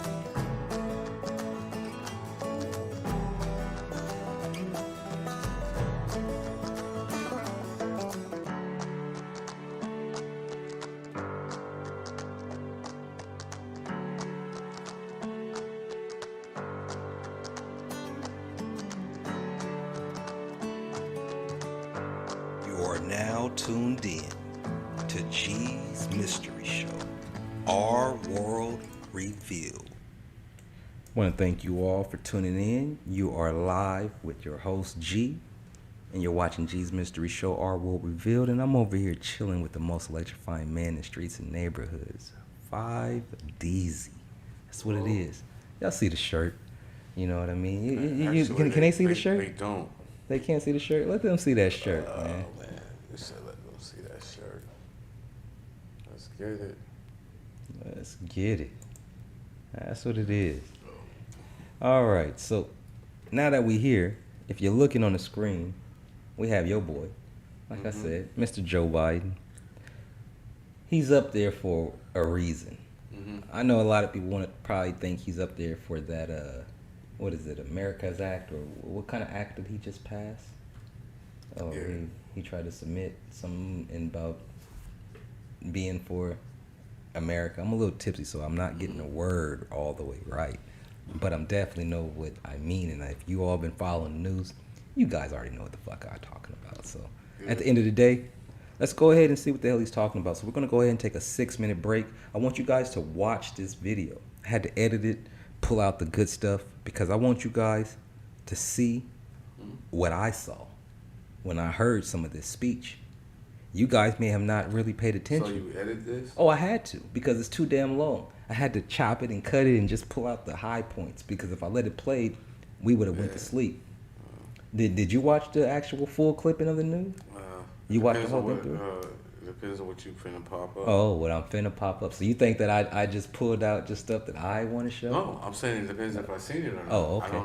Okay. Well, it has to deal with those, what you see right there, 200 million COVID shots.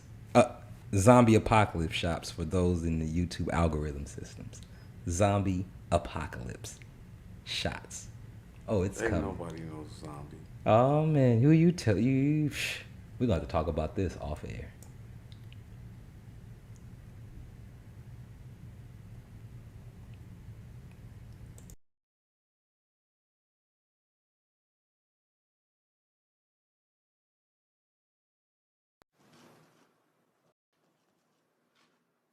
Good afternoon, everyone. Good afternoon, everyone. Back in December, I set a goal of administering 100 million shots, vaccine shots, in my first 100 days in office. At the time, some told us that it couldn't be done. It was awfully ambitious, but we did it in 58 days. And so I set a second goal to deliver 200 million shots in my first 100 days in office. The goal unmatched in the world or in prior mass vaccination efforts in American history. Today, we did it. Today, we hit 200 million shots and 90. This is an American achievement, a powerful demonstration of unity and resolve, what unity will do for us, and a reminder of what we can accomplish when we pull together as one people to a common goal. Now that we've reached this milestone, we're entering a new phase of our vaccination effort. As of Monday, in my direction, with the support of 50 governors, Democrats and Republicans alike, everyone over the age of 16 will be eligible to get vaccinated. Now our objective is to reach everyone over the age of 16 in America. Wherever you live, whatever your circumstances, if you are 16 or older, you are now eligible for a free COVID vaccine shot. And we have the vaccine to deliver. 80% of American seniors of all races, religions, political views will have had at least one shot. It'll be another month or so before we see the full benefits of this effort, as many seniors still need the second shot, plus the 2 weeks to gain that protection after the second shot. You know, we made great progress with another target group as well. Educators, school staff, bus drivers, and child care workers. Back in February, when many of our schools were fully or partially closed, the Center for Disease Control and Prevention, the CDC, issued guidelines to help reopen our schools safely. Then in March, Congress approved the American Rescue Plan to fund the safe reopening of our schools. One thing was clear. Many educators are understandably anxious about going back to a classroom without being vaccinated. And many parents were understandably nervous about sending their kids back as well. So on March the 2nd, I launched a program directing all states to make educators, school staff, school bus drivers, child care workers eligible for vaccination in every state so that schools and child care centers could open with a peace of mind. We still have some work to do with our target groups, but we've made remarkable progress. And as we continue, as I said, the time is now to open up a new phase of this historic vaccination effort. To put it simply, if you've been waiting for your turn, wait no longer. Now is the time for everyone over 16 years of age to get vaccinated. Unlike the target groups where we've made such great progress, the broad swath of American adults still remain largely unvaccinated. In a number of states, they weren't eligible for the vaccination until this week. Too many younger Americans may still think they don't need to get vaccinated. So, let me explain 2 reasons why we need everyone over 16 years of age in America to get vaccinated, and share what we're going to do to encourage it. The first reason, quite simply, is to keep you from getting very sick or dying. Hundreds of Americans are still dying from COVID every day. The data could not be clearer at this point. If you are fully vaccinated, 2 weeks beyond your last shot, you are nearly 100% protected against death from COVID, no matter what your age, no matter what your health history. Until you are fully vaccinated, you are still vulnerable. The vaccine can save your life. The second reason to get vaccinated is to protect your community, your family, your friends, and your neighbors. Vaccines can save your own life, but they can also save your grandmother's life. But I know that isn't enough. As we move into the vaccination campaign focused on working-age adults, one concern I've heard from so many Americans is that they can't afford to take the time off to get vaccinated or lose a day's work because they are feeling slightly under the weather after their shot. So today, I'm announcing a program to address that issue nationwide. I'm calling on every employer, large and small, in every state to give employees the time off they need with pay to get vaccinated. So to make sure this policy comes at no cost to small or medium-sized businesses with fewer than 500 employees, the IRS is posting instructions for how employers can get reimbursed for the cost of providing paid leave for their employees to get vaccinated and recover from the side effects if they have any. That reimbursement, which comes through a tax payment, is thanks to the program I launched in the American Rescue Plan. In the weeks ahead, I'll have more to say about other new developments in our vaccine program. We'll also continue moving aggressively to build on our progress, and race to the finish line here. And the Prime Minister of Canada, we helped a little bit there. We're going to try to help some more. But there's other countries as well that I'm confident we can help, including in Central America. And but it's in process. We don't have enough to be confident to send it abroad now. But I expect we're going to be able to do that. Thank you. Are you going to watch the big SpaceX NASA launch on Friday? Are you going to be there during the NASA launch on Friday? That motherfucker had no comments for none of that bullshit. But, man. Meeting's over. Oh, the meeting is over. That's what presidential shit do. Once but not the bullshit. That's it. You walk off. So now, that speech you heard, was that satisfying for you as an American? Yeah. I mean, he spoke on common sense shit. You know, he used reasonable situations to address the situations that were going on. So, yeah, you can't disagree with that. You didn't hear anything that was disturbing within that conversation? Like what? I'm asking you first. Did you hear anything? No. No. I mean, the testing is got down to the science where they can start administrating the shots to 16-year-olds. So that's what I'm talking about. You didn't hear anything that's alarming and none of that? Well, because gotcha. because when it first kicked off, you know what I'm saying, a lot of people were worried about if it was safe enough for their kids to get the shot. It's obviously haven't been proven to be safe. But go ahead. For the kids for anybody, period, point blank. It shows that anybody can end up getting the blood clot or anywhere, whatever happens to you. Well, that only came from the Johnson & Johnson vaccine, the blood clots. It wasn't from the Moderna or the what's the other one? You Pfizer, have 3 of them. Yeah, Pfizer. Yeah, and Johnson & Johnson was the only one that was, you know what I'm saying, because look, they came out with that shit within a week. Well, so, all of them, they came out kind of quick. Point blank is that they've been working on vaccinations for AIDS, Ebola, and they still haven't gave anything, for sure over the counter. Go ahead. But there's medicine for AIDS. No, there is medicine, but there's no cure. So when they're saying that there's a vaccination, when they're saying there's a vaccination for zombie apocalypse, right? And he clearly says that everybody over 16. That's why I asked you. Did you see anything alarming with this? He said can get it. Can get it. So that verbiage. See, you got to pay attention to the verbiage. Yeah, he said can get it, not mandatory, listen not a must. That's why you got to listen to verbiage on where he's going. What verbiage did you hear? So the verbiage that I heard is that first of all, everybody over 16, he's letting it be clear and known that they're feasible for that shot. Okay. Now, okay. Let's go further. Let's go further because I don't think that you picked out what I heard. I'm asking you to explain what you heard. So that's why we're going to. All you're doing is running in circles. Oh no, I'm not. I haven't even started yet.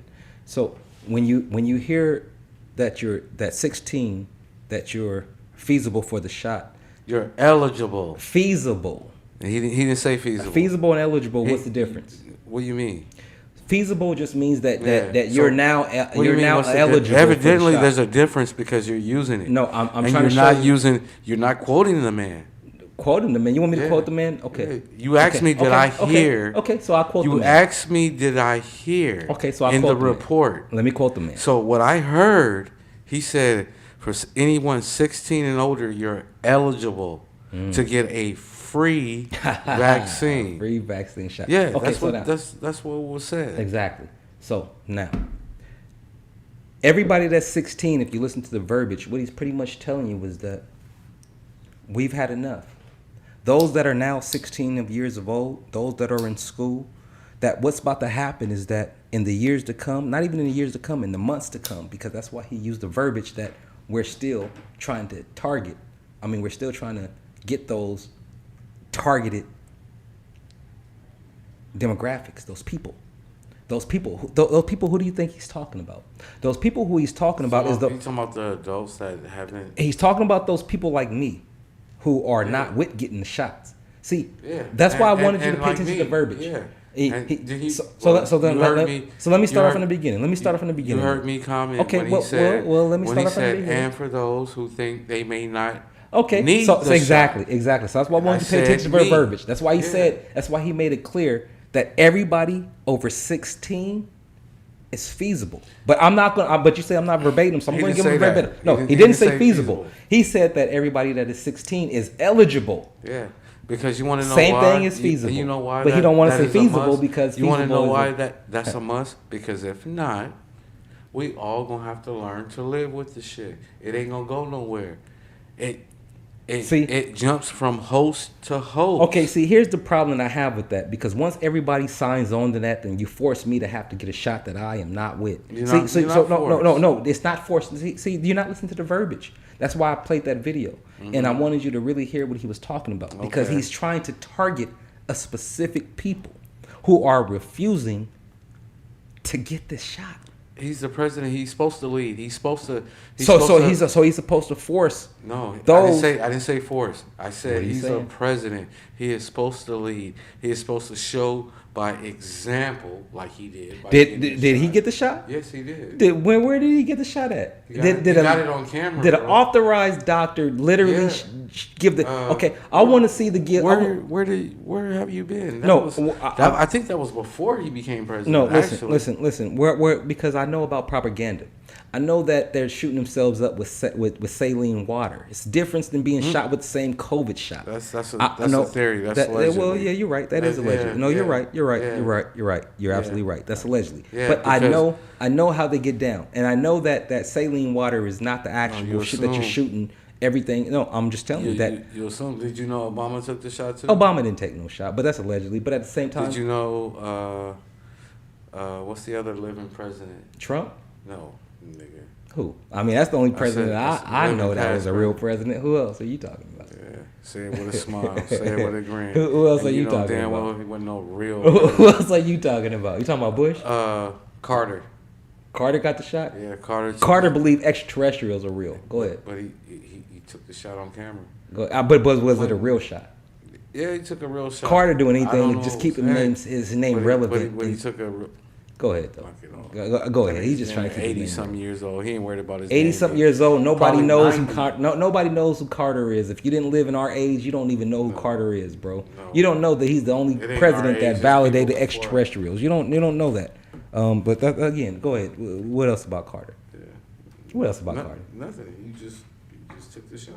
Oh well, I'm just saying. I mean, Just he took the shot, right? just But like did he take that zombie apocalypse shot, or did he take a saline shot? I mean, I gotta ask you. If you want to throw it out there, I don't know. I don't know. Exactly. So you cannot but- say that these people are taking what they're trying to get you to take. So, but again, when you listen to that verbiage that you just heard, That's the conspiracy part of it. well, no, But yeah, that's what you're I mean, throwing out there. I guess you that's could what say- you're throwing out there because you're throwing out hypotheticals. You ain't throwing out facts, sir. So hold on, pump your brakes. You know what I'm saying? Just check yourself. No, That's all. I would say that. No, I'm not throwing out facts because it's unknown. But the fact of the matter is that the verbiage that make he's it right. But the verbiage that he's using is that he's it's targeting common sense. that he's going to start targeting. He's going to start targeting everybody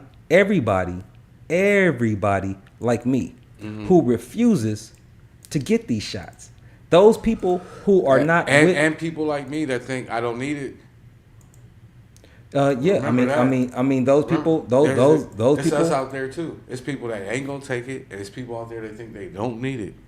But here's the real though. As long as there's people out there like us, like you and I agree. As long as there's people out there like you and I, we got to learn to live with the virus. And give us a second real quick with this technical difficulty. But go ahead with the virus. Yeah, and we're going to have to learn to live with the virus because that's the only way you're going to be able to accumulate herd immunity. And herd immunity is majority. You're talking about herd immunity, Yeah, correct? herd immunity, herd, whatever. No, I got you. You know, to get it under control, that's the only way we gonna get there. But if not, shit, we're gonna learn to live with it, just like we learned to live with everything else that everybody didn't want to get on board for. Why do you think the flu is still around? Because everybody don't get the fucking flu shot. Okay. But people are going to get sick, saying? point blank, period, Yeah, right? people are going to get sick. Okay, Yes. so let me ask you this. Especially those that don't take the vaccine for it. Okay, so I Those believe we got a those caller are- on the line, but before we take this caller, though, I want to ask you this though. Okay. Why is it if I don't have the zombie apocalypse, right, and I don't have any symptoms and I don't want to be any of that. Right now, the verbiage is talking about we're putting all of these locations in your area. We're getting ready to go ahead and set up shop to where you're going to have the access to it. But what comes next? See, this is what I'm trying to say when you get into a socialist society, a communist society, and difference from a capitalistic society in a total. Because now what you're getting into right now is the social part. The social part is we're going to put these centers in all of you urban areas for all of you people who are with the conspiracies or with the doubt. Hold on, with the doubt. They're gonna put those facilities in those communities now. Okay, but when this shit first jumped off, you know how hard it was for black and brown people to get that shot. You want to know why? Because that it privilege wasn't hard for kicked me in. because I wasn't gonna take it no But fucking way. I'm not So- talking about. I'm not talking about people like you and I. Okay. I'm talking. Let me just introduce the caller. Caller on the line of 601. I mean, is that 601? 501? First number is the 617. I believe I know this caller. Is this mind over matter? What it do, my G? What it do? What's happening, big homie? You tapping in? Most definitely. So what do you got to say about all of this? I just jumped in and I heard that Five was saying that it was hard for people to get the vaccine, and then you were saying that you didn't want to take it. Oh yeah, I was saying. Well, I'm not gonna take it now, no way. They're gonna have to literally strap me down and do some other shit to get me to take any of that bullshit. So, well, right now, you know what I'm saying? They put in these facilities for the vaccine in all these black and brown. They're putting it everywhere where those people now, who refuse to take it, they're getting ready to set up a type of strategic setup shop. No. To where because the military. You know, it's not my opinion. These are facts. The military has already set up a grid around the states. Hold on. The military been setting up. No. Listen. Vaccine facilities all over the country. You're absolutely right. You're absolutely right. White no, it's not for the white population. It's for the This is not for the white population. This is for the whole population. They have a desire, allegedly, to depopulize 3.5% of the population. You know what I mean? Let's just be real here. Let's just be real here. They already did that with 500,000 motherfuckers dead, right? They didn't die from whatever you call zombie apocalypse. Those people died because they was gonna die. Listen, bro. You could say whatever. All the motherfuckers ain't died at once, nigga, behind some natural shit. Not at all. When you put everybody on fucking ventilator machines that already can breathe, yeah, you're gonna kill them. But I don't want. That's alleged. I don't want to get into that part. What I'm telling you is that. What they're about to do is that they're about to sucker you in for those that are willing to take this and say, hey, it's free right now for all of those that get it. So once everybody get this shot, right? Once everybody get this shot, now those that get the shot are going to look at those who didn't get the shot. And if those percentages outweigh those who didn't get the shot, those ones are now going to start to be the ones that's going to vote. And when they vote that into an actual bill that becomes a law, that's going to force me to have to take the shot, which is going to force me to have to go into some other type of mode to go against that shot. Because now you're forcing me, because they said everybody over 16, basically, if you listen to the verbiage, that's why I played that clip. Everybody over 16. I'm over 16. You're over 16. That what?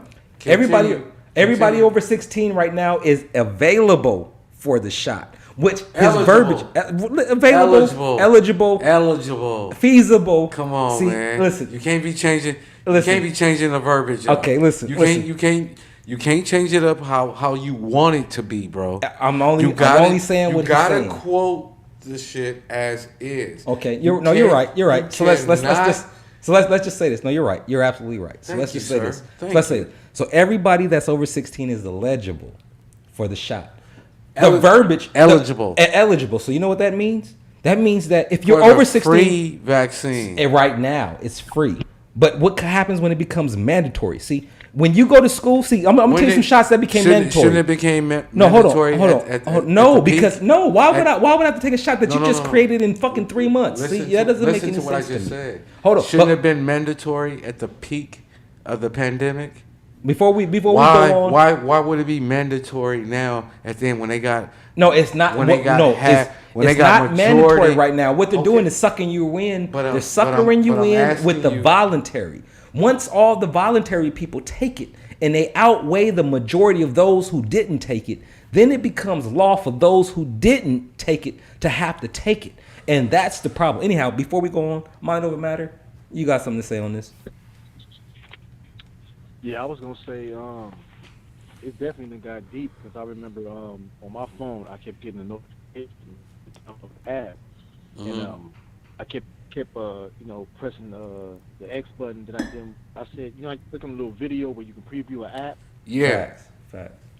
I clicked on it, and there was this thing saying as where it's for your protection, and it'll let you know you came in contact with COVID, and then say by your phone and it showed other phones illuminating around you, like it's gonna be a phone thing. And I'm thinking like, oh man, they really didn't come with this shit right here. So yeah, cause that's the app where people load they status up, and that's when people let you know if they've been positive. You know what I'm saying, or still positive or whatever. So yeah. I know what you're talking about. Who's been vaccinated or who hasn't? Right. But it's like that's kind of like to me it amazes me how people don't see that as the beginning of those who've had it. You're breaking up. You're breaking up. You in and out. I don't think they could hear the last thing you were saying. What about now? Oh yeah, we can hear you now. I was saying that's the beginning of those who have had it and those who haven't, and it's gonna be like the thumbing of the nose, like y'all ain't had it or y'all got the cooties, y'all stay away. That's what I'm saying. That's exactly what I'm saying here. Is that yes? Once the majority gets these shots, you know what they're going to look at? They're going to look at people like me and you and say, hey, you ain't got the shot, so we don't want you in our storage. You can't come buy groceries. No, listen to what I'm trying to tell you. You can't go in this plane. You're not about to travel out of state. You're going to have to get because you didn't take the chance to infect the motherfucker. Take the chance of infecting. How can I take the chance of infecting when I may not getting even infected? Okay, because you ain't got no vaccine. But real shit though. Okay, so no, it's not real because shit. The reality of it is this: I got a temperature thermometer at my house. That's okay. I got a thermometer at my house too, inside my house right now. But the reality is that I don't have no COVID, or zombie apocalypse. Excuse me, zombie apocalypse. And I was laying next to a person who had zombie apocalypse, right? Okay, so that person that had zombie apocalypse, when I was laying next to them and I didn't catch it, why would I go take a shot? That I obviously showed myself. Yeah, your immune system was strong enough. Okay, so exactly. So that's enough said right there. Yeah, you don't. So his verbiage. So his verbiage is that I'm not against that. Okay, so the verbiage that I'm trying to tell you that he's aiming at, the verbiage that he's aiming at is for people like me who don't need this bullshit. We still got to walk around in masks unless we go take this shot that has a possibility he addresses of to people like me killing. Because I feel like I don't need it either because I'm not fucking sick. You know what I'm saying? I don't fucking take the fucking flu shot before I get the flu. So I don't take no fucking Theraflu if I don't have a fucking flu. So me, you know what I'm saying? So then did you listen to this verbiage? But you gotta understand. That's your personal preference. That's your personal preference why you wouldn't take it. But you got to understand why this man in power, in a position of leadership, is addressing it. Because you still going to have to end up getting used to living with the shit if you don't. Have you ever read Williams Cooper's book, Behold the Pale Horse? No, I haven't. Okay. Mind over matter. Have you ever read the book by William Cooper, Behold the Pale Horse? Yeah. Yeah, I've read it before. Okay, so you are aware then of the agenda from almost 1980 something, correct? I mean, it's if you study about certain diseases and different viruses, sometimes that's used as just a front for something else. Because yeah, true. One thing you gotta remember. One, like with all the Walmart shootings, that didn't deter a person to going to Walmart. No one is scared to go to Walmart because of getting shot. No one's scared to go to a movie theater because somebody's going to break out and gunfire going to erupt in the lobby of the movie theater. Nobody's scared of that shit. So it's like the only thing. Because it ain't the fact. Well, hold on, hey man, it ain't the fact that nobody's scared of it. A lot of motherfuckers think, hey, it can't happen to me. Right. Okay, same thing. But the thing is that there's no concern about going to Walmart for anything other than them not having the shit that you want to go to. Shit, nigga. I make sure I take my burner in a motherfucking Walmart. With me, yeah, I mean, without a doubt, you know what I'm saying? I'm with my motherfucking piece all day, every day. But look here. But look here. So if they say, hey, somebody in this Walmart right now got the cooties, you're not gonna go. That's the magic word, the cooties. That's a fact. Like they playing to me. Yeah. that's the key word to say that you don't want to. I don't want to catch that, so I'm not going to do that. And that's what these people, I feel that's just going to be vaccinated. They're going to be the ones that saying, "Oh, you got the cootie because you ain't been vaccinated," and it's like Facts. they done flipped it as to where the motherfucker who ain't been vaccinated, he's the problem, she's the problem, and the person who's been vaccinated, you doing the right thing, and that's man, if you know anything about someone that's sick, you're supposed to quarantine the motherfucker that's sick, not the motherfucker that's not. Facts. So why if I am not sick, why do I have to get a shot? And then they want you to come back for a double dose of a shot. That's because of the dose of the vaccine. It calls for that. That's why. Bro, see, when you're dealing with a person like me, that sounds like what, again, I read the book William Cooper's Behold the Pale Horse. And because I read that actual book by William Cooper, I realized a lot of things. And then when I'm living in the times now, I'm seeing all the shit that he was saying came true. All the stuff that he was saying is coming true. In these times, how he said it, that they had already had it pretty much written down in the fact to where they was going to aim towards these movements. At the same time, all it is a repeated practice. Okay, so if it's a repeated practice, then why am I going to let you people hold on? No, you're right. This ain't the first disease in American history, but you gotta honestly understand and learn from history too. So if I learn from, you're right. Yeah, I agree with you 100% right there. So if I learn from the historic, not history, but if I learn from the historic value timeline points, and I know what happens and what has happened, what has preceded me in my life, and from all those forefathers that came before me, why am I about to let them inject me with a shot that I don't need? It's been proven, bro. I walk around without a mask every day. No, you don't. No, I do. And what you mean I don't? I do. There's certain places, but you don't walk everywhere you go without it. I do. If they don't, if they don't say that you can't come in here, yes, I do. If they don't say that I can't come in here without a mask, I don't come in there in a mask. When I go into my gas station, I do not go in there with a mask. The only place I go in there with a mask on is a grocery store, and I wear the mask over my mouth. I don't let it cover my nose. I don't have my mask on going to the gas station, but a majority of everywhere else. So you're validating what I just said. If they're wrecked, if they're in the store with one on. Exactly, because you want to know why we was in the store with one on? Because they wouldn't let you in the store with one on. So you have to wear it. But you want to know where my mask was at? My mask was right here. My mask wasn't over my nose. My mask was right here. I'm still breathing. At the same time, what I'm trying to get to you is that the zombie apocalypse, it doesn't affect me. So why would I take a shot that's going to affect me? You're not immune. You just haven't caught it. No, what it is that it ain't the fact that you can't catch it. It's just the fact that you haven't. No, what it is that yeah, bro. Just like allegedly, me. It's not what it is. What it's all said to be. Man? It's more than what meets the eyes. You know people. But you know people. I know people that yes, and you're absolutely right. Now watch this. Hold on. Let me validate what you just said. Hold on. You know people that have had it. Facts. It's alright. That survived it. I know people had no problem with it. You know what I'm saying? But I know someone that knows somebody that had it and died. You know what I'm saying? Okay, I had to tell my son about his little league baseball coach. Okay, you know but I hear all of that, and I empathize so just with that. Because, but bro, no, you don't empathize with it. Because, I do. No, you don't. Because I do. Because it ain't happened to you. No, I do. It ain't happened to your folks. That's why I empathize. That's why. But I'm not about to show them sympathy though. But I empathize when I put myself in that situation. That's why you addressing that. You making sure that we know that you walking around with your mask half down. Because I don't. Because you don't sympathize with it. No, I empathize with it. I know I don't sympathize with it. And you don't empathize with it either. You don't have no empathy with anybody that had it. Well, I am a little tipsy, so regardless, tipsy don't got nothing to do with it, dog.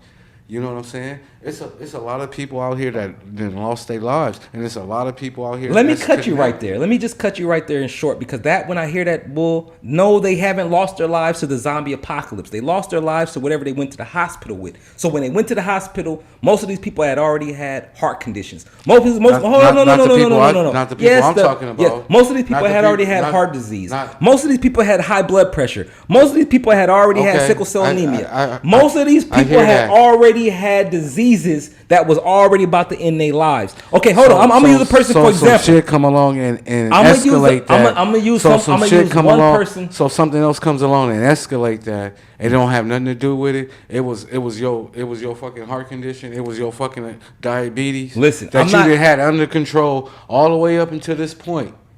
I'm not saying that there's not something going on. Wait a minute. No, you're not. You just gave the analogy, I'm the giving example about how all these other health risks were involved. You gonna let me talk? And yes, I am. Oh, Soon as I finish addressing your point. Okay. Soon as I finish addressing your point, and you want to bring up all these health analogies, and then like I said, all of a sudden something else comes along and helps it along. Okay. Nigga, that doesn't mean you just HIV helps a lot of things along, bro.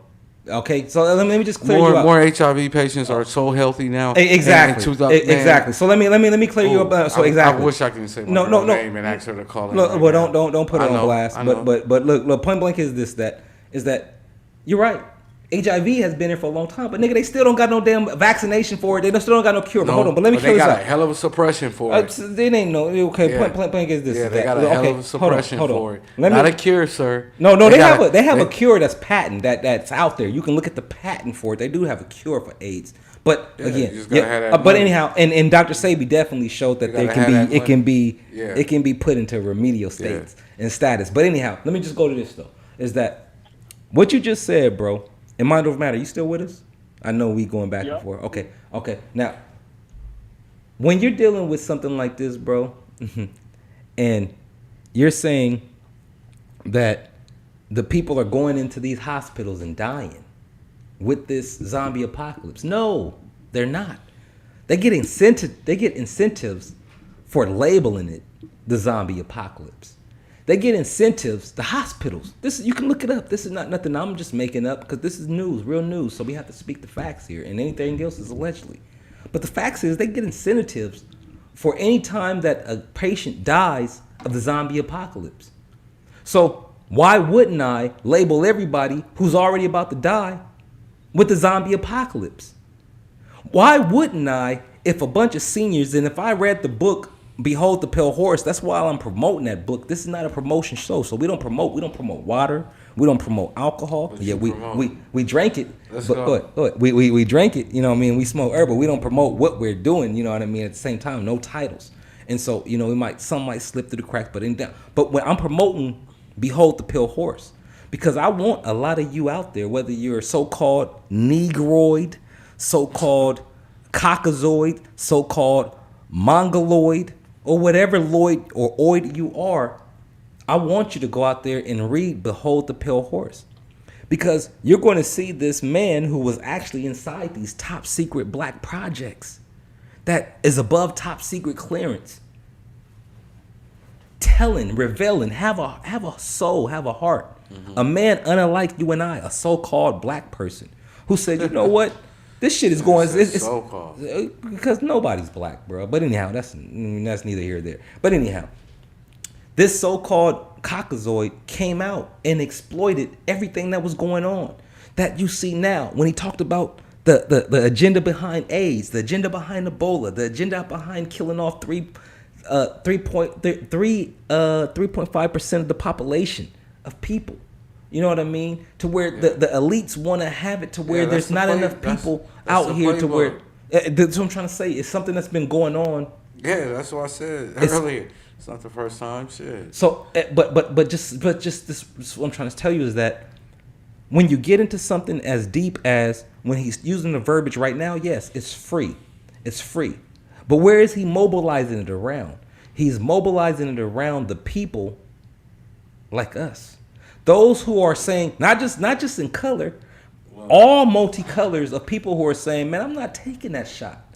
Which leads into another form of suppression that's about to happen because pretty soon the military is going to start enforcing this. They already have them already. See, you're saying no, but they already have them. I'm saying no because just like that fucking insurrection shit. Nigga, ain't nobody going for that bullshit, bro. You're wrong because it ain't about going for it. Because when the military enforces martial law and makes you have to take the shot, and when you can't travel, and when you can't go to school, and when you can't go into a grocery store, What do you mean? When is this happening? 2020, whenever. Because listen. When is this happening? Again, you have to listen to what I'm trying to tell you. I am listening. Okay, so when is this martial law happening? You gonna let me? Can I talk? Okay, so I'm gonna explain to you. It happens when those like you. No, I ain't saying how. Oh, so you want? I ain't saying how. So my question is when. Okay, so when I can't give you a time indefinite of when, but I can tell you about when those like you who allow it to come, when you say I'm okay with it, that I'm with okay it. What? Are you okay with those getting vaccinated so that way it won't? I'm asking you the real because you're asking me, so I'm asking you. I answered that already. When I said he talking about people like you, no, and me. Yeah, he's definitely talking about niggas like me, or niggas like me that's gonna be like, bro, you ain't shooting me with nothing, nigga. We about to. I'm the type of individual saying, well, shit, I ain't sick, so I don't. No, you're saying but you're also allowing me. You saying you the type. I'm not taking it no matter what. No matter what, nigga. I'm not taking it, nigga. We about to do something else. And I'm not but we about to go elsewhere but taking the shot. That's what you're saying though. You're saying that you would give in though. No. If I got sick with the shit, yeah, I would suggest taking it. I'm saying, nigga, I'm not sick, so I don't need the shot. I feel like I'm one of those. Okay, but what like about I said in the beginning? Okay, he's talking to people so like now you and me. Okay, that's but what I said. Okay, but now what about when he says now this law? Because see, right now he didn't say nothing about I know. That's why I just told you to listen to the verbiage. See, I don't want to play that long ass clip again. But those what of you that talking about? Okay, so for those that listen, all you got to do is quote him. Quote him. Then quote him what he said. Everybody over 16, he's letting you know right now, that everybody that goes to school. Listen, that's why I said the verbiage. Everybody that goes to school right now, nigga, if you go to high school, you about to get that shot. No, listen. I'm trying to tell you the verbiage. He didn't say you about to get this shot. See, you're not listening. You're not listening. You don't want to play that back. No, I don't want to play it back because it's too long. But they can watch. He said everyone over the age of 16 is eligible for the shot. Free shot. Exactly. Is what he said. That's exactly what he said. Okay. So you can't much as you want to. Much as you want to, you can't change his another words. Sip of this. Yeah, much as you want to, you can't change his words. I'm not changing his words, but I'm telling you is that what's to come. Anybody can go back. See, this is why I said that the first thing happens before communism is socialism. Socialism. Everybody feels entitled. Same thing with these shots. Once those who get the shots make everybody else takes the shots. Now I have to take the shot. Then communism comes and takes control of everything and makes everybody have to do everything, and nobody has any freedoms. Anyhow, mind over matter. You got something to say on this matter? Yeah, I wonder if people think about the Tuskegee experiment. Yeah. You see what I'm saying? Exactly. I'm with him on that. I agree with him with that too. That's why I'm one of the ones that, nigga, I ain't sick. I don't need to take it. Sick, nigga. They experimenting with the shots. I don't know what's in that. They didn't even care whether you was clean or not. What they did was say, this group of people in this area, this demographics of what you call black people, we're about to go ahead and allow them to have this disease called syphilis that's going to make them go crazy. And that's the whole reason why. That's one of the reasons why our people don't want to get the shot. So this is what I'm trying to tell you, bro. Why would I need to take a shot? I'm not. I'm not arguing that. I'm obviously immune to. I'm not arguing that. The argument is already you changing the directory of his comments. No, I'm telling you where his comments lead to. No, I'm not. See, you're not really.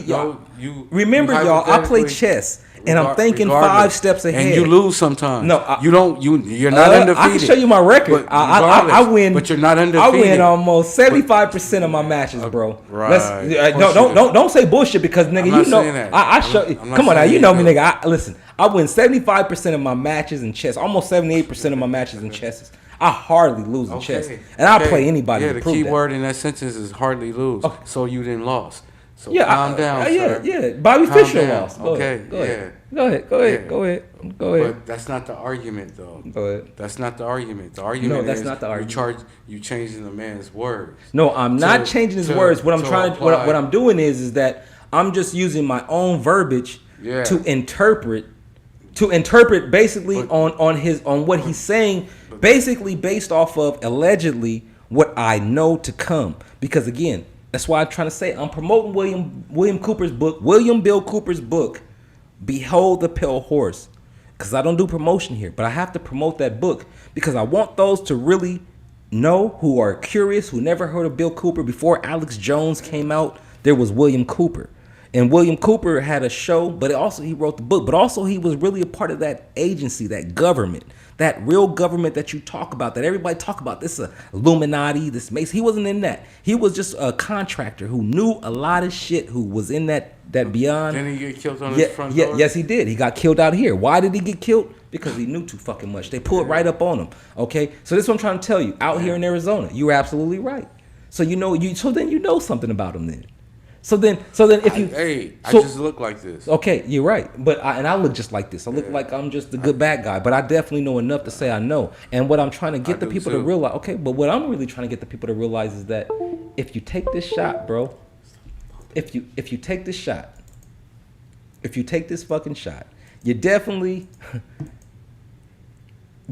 playing Russian roulette with something else that you may not have to really play Russian roulette with, because there is an agenda that's going on within this government, and that's what everybody should automatically, logically, common sense and whatever else senses that they are able to use should already know that.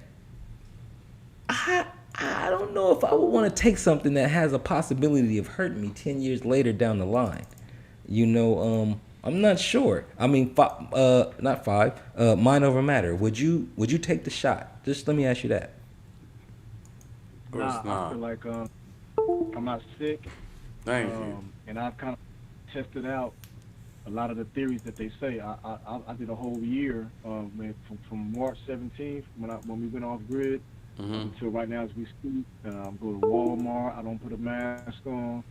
I only put masks on in situations where it was mandatory for me to be able to get inside or get what I need. That's it. Chickens out here messing with dogs. Ain't washed my hands some days, the whole fucking day. All that, man. And we never came down, was never sick, anything like that. So it hasn't been proven to me as where it's something in the air and I can catch it. I don't believe that. No, I'm with you on that. But see, me personally, I want to if I get into a conspiracy and go along with all the conspiracies, I would have to say that it does have something to do with 5G. I would have to say that. I would have to say that since they went on with this 5G, it's not so much about the COVID. My apologies.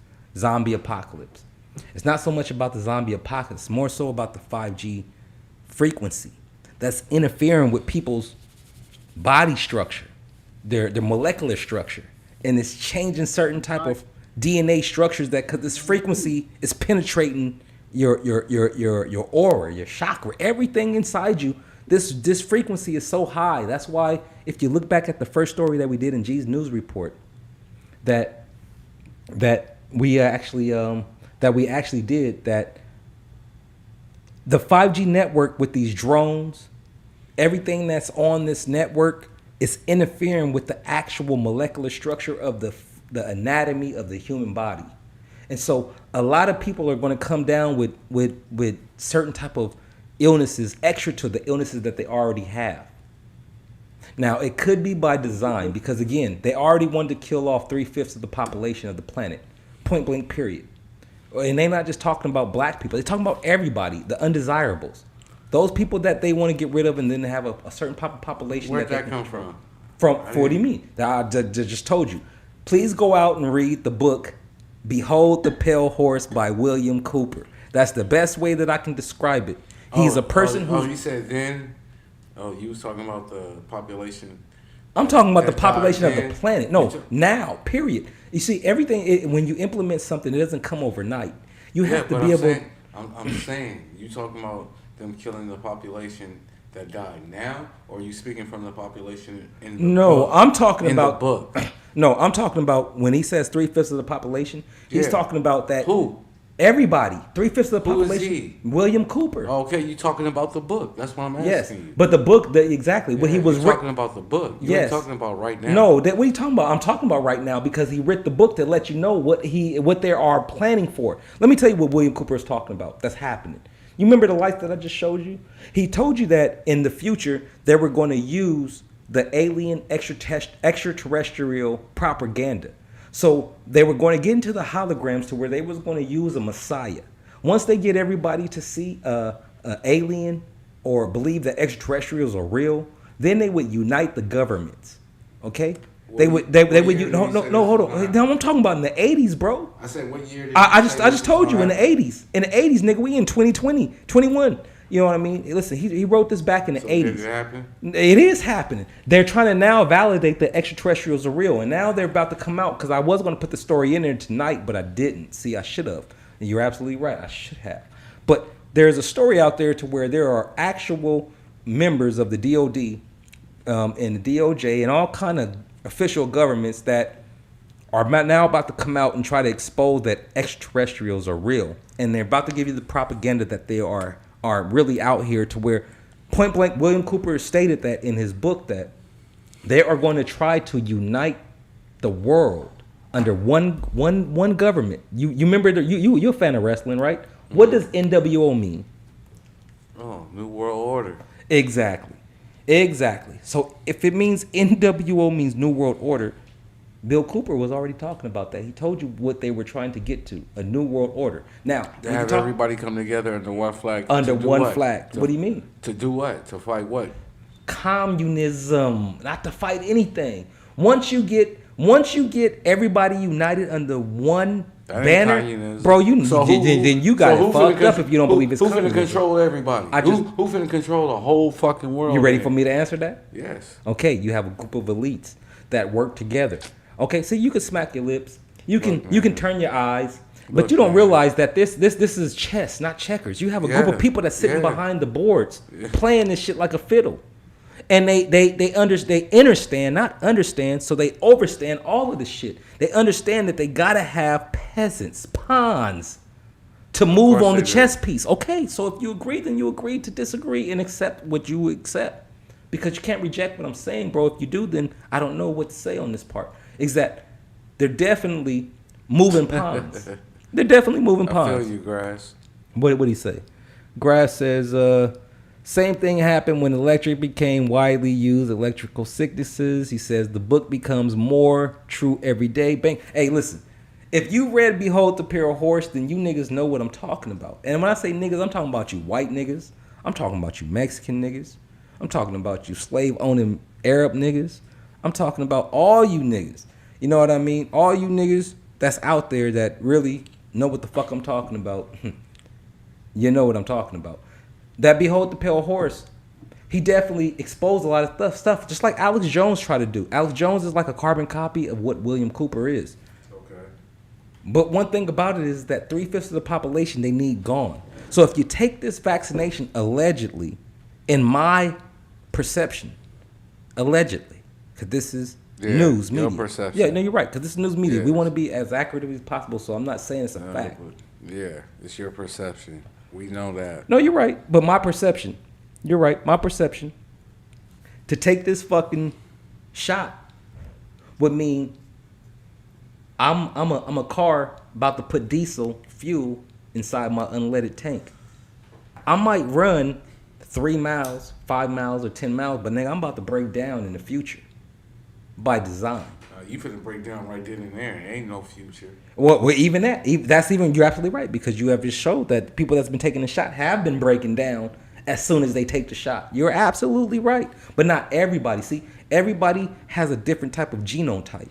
You see, everybody's DNA, RNA is not the same. Shell got sick a little bit after taking the shot. No, you're right. So that's what I'm trying to tell you. So some people might break down right then and there. Their car might not even make it out the gas station.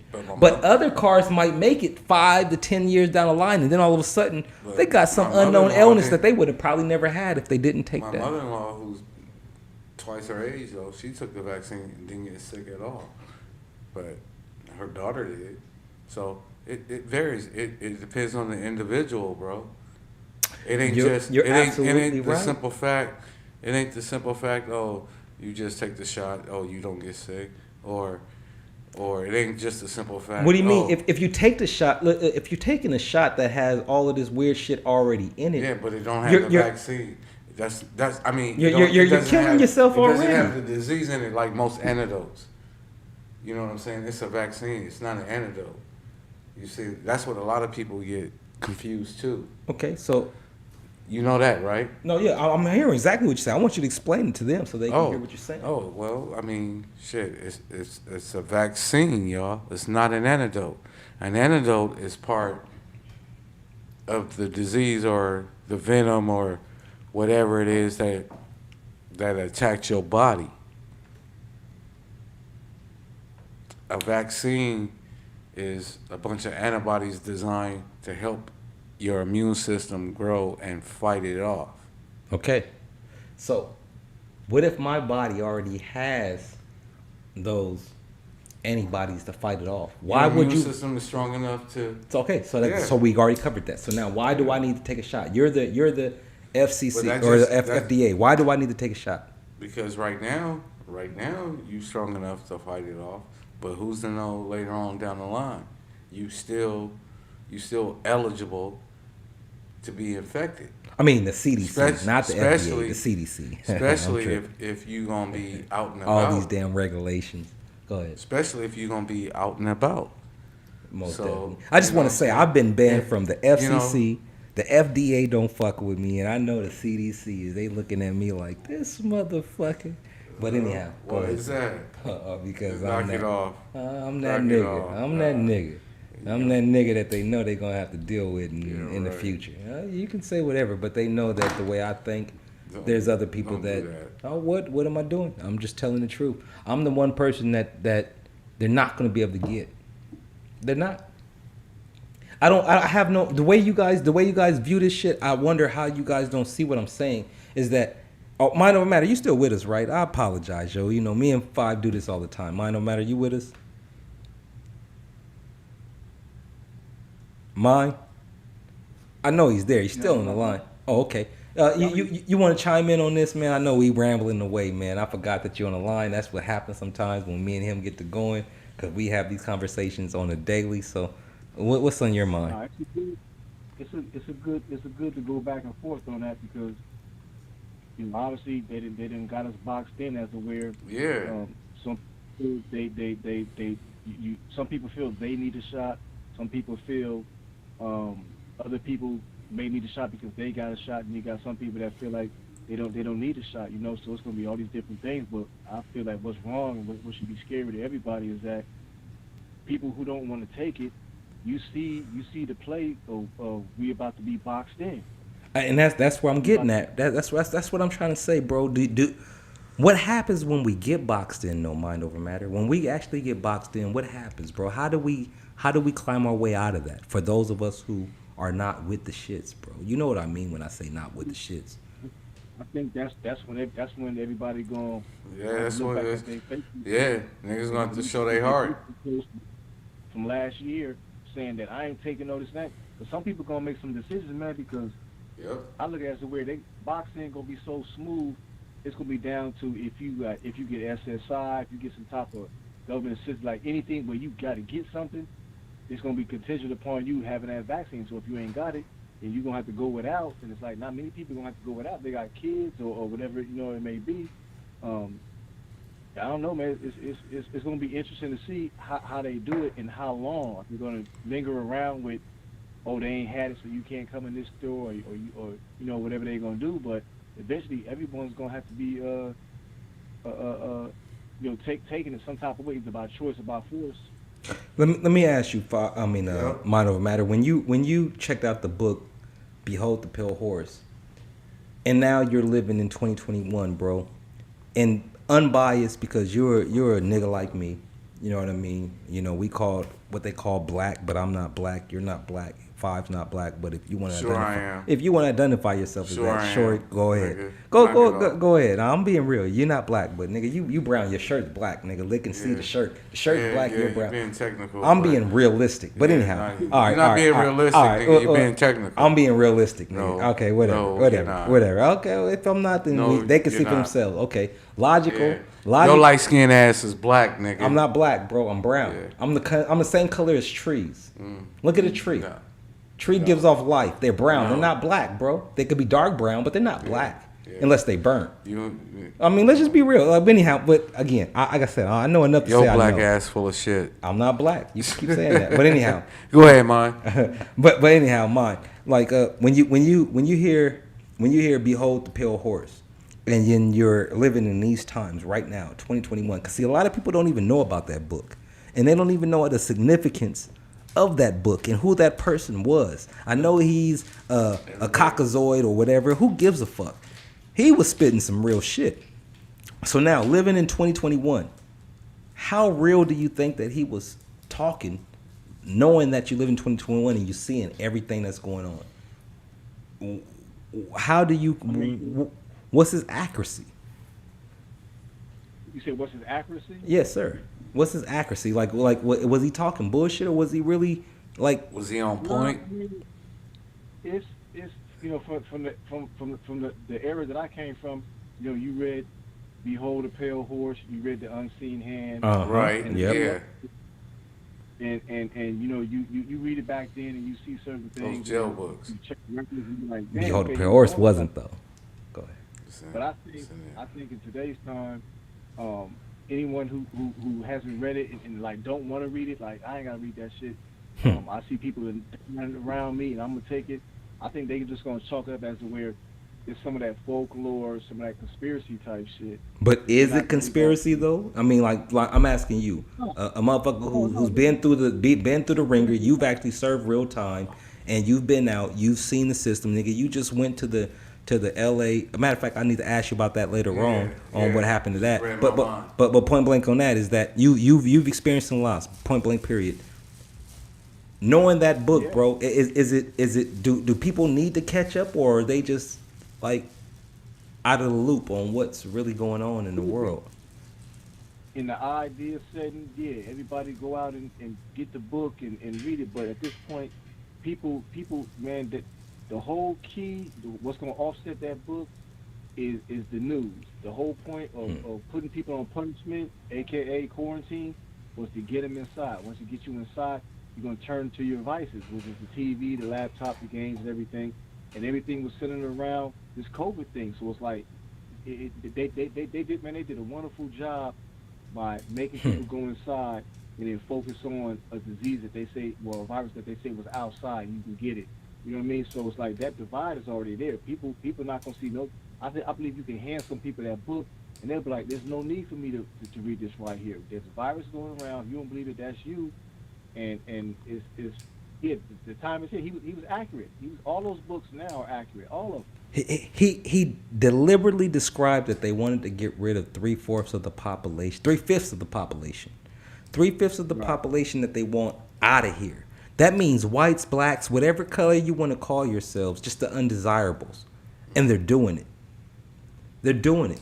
Whether they're putting you in poverty, they're giving you no way out. Whether they want to inject you with some shot that's probably going to do you away in the next 5 to 10 years, or whether they're just not giving you the health care that you desire.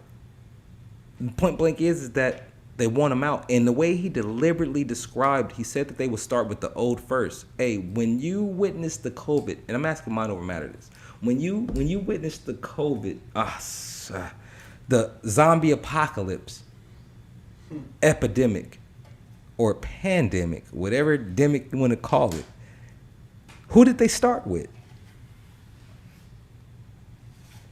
From my recollection, I didn't really focus on the race, but they were showing white people on TV at first.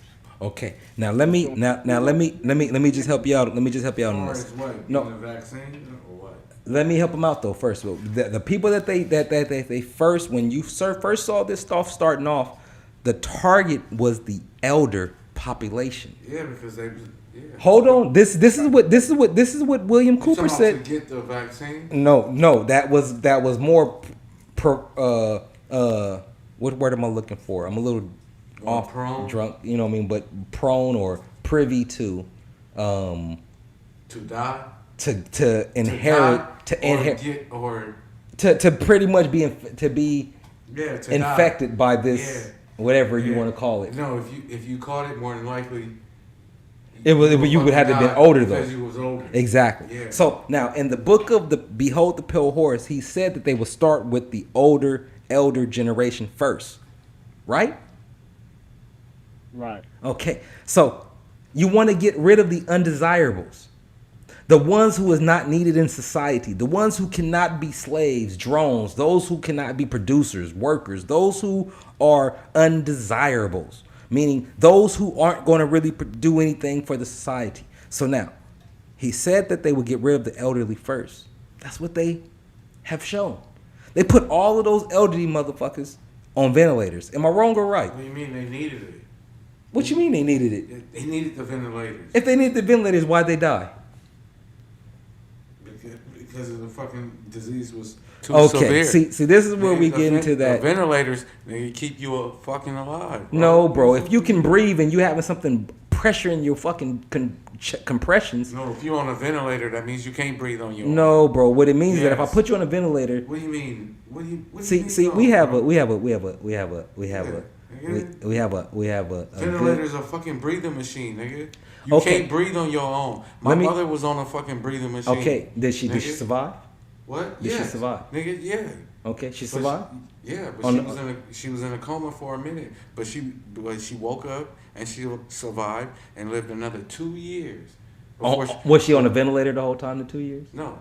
Oh, okay. No, well, the ventilator saved her life. Okay, well, when they wanted us to pull the plug. Okay, good rebuttal. But let me ask you this though: when you're dealing with somebody who they're saying that can't breathe, right? Have you ever had the zombie apocalypse before? I have to ask you first before we even get into this. Have you ever had the zombie apocalypse?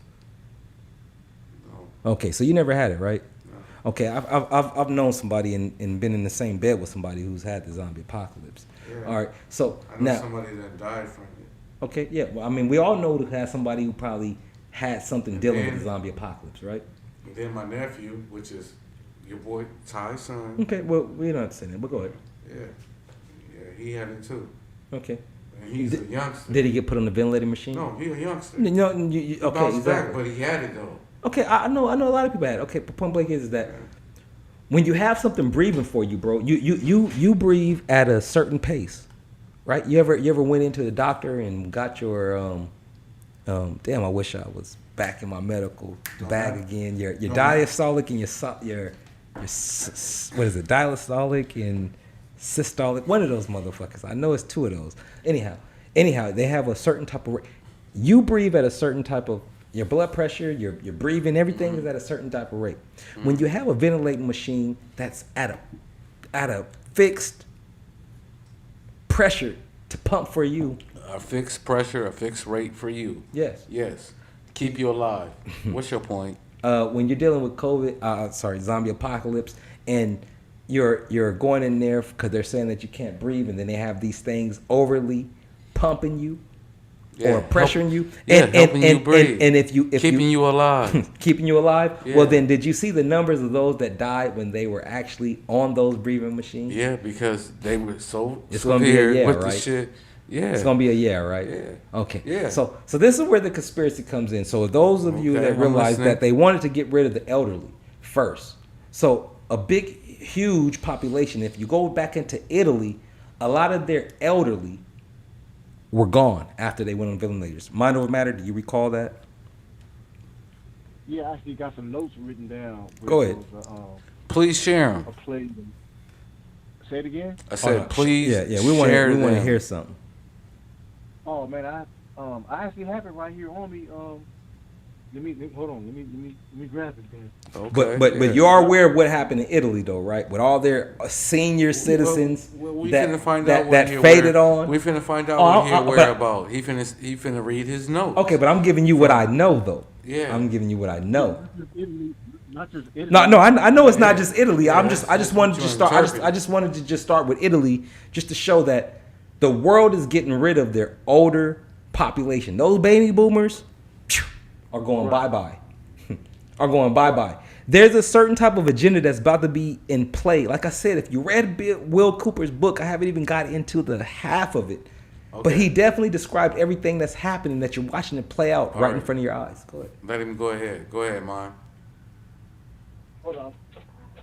Well, we got to keep it talking because we can't have no any dead air. And for those out there, you know what I mean? Like I said, if you want to tap in, go ahead and tap in now. The number to call is 951-799-9021.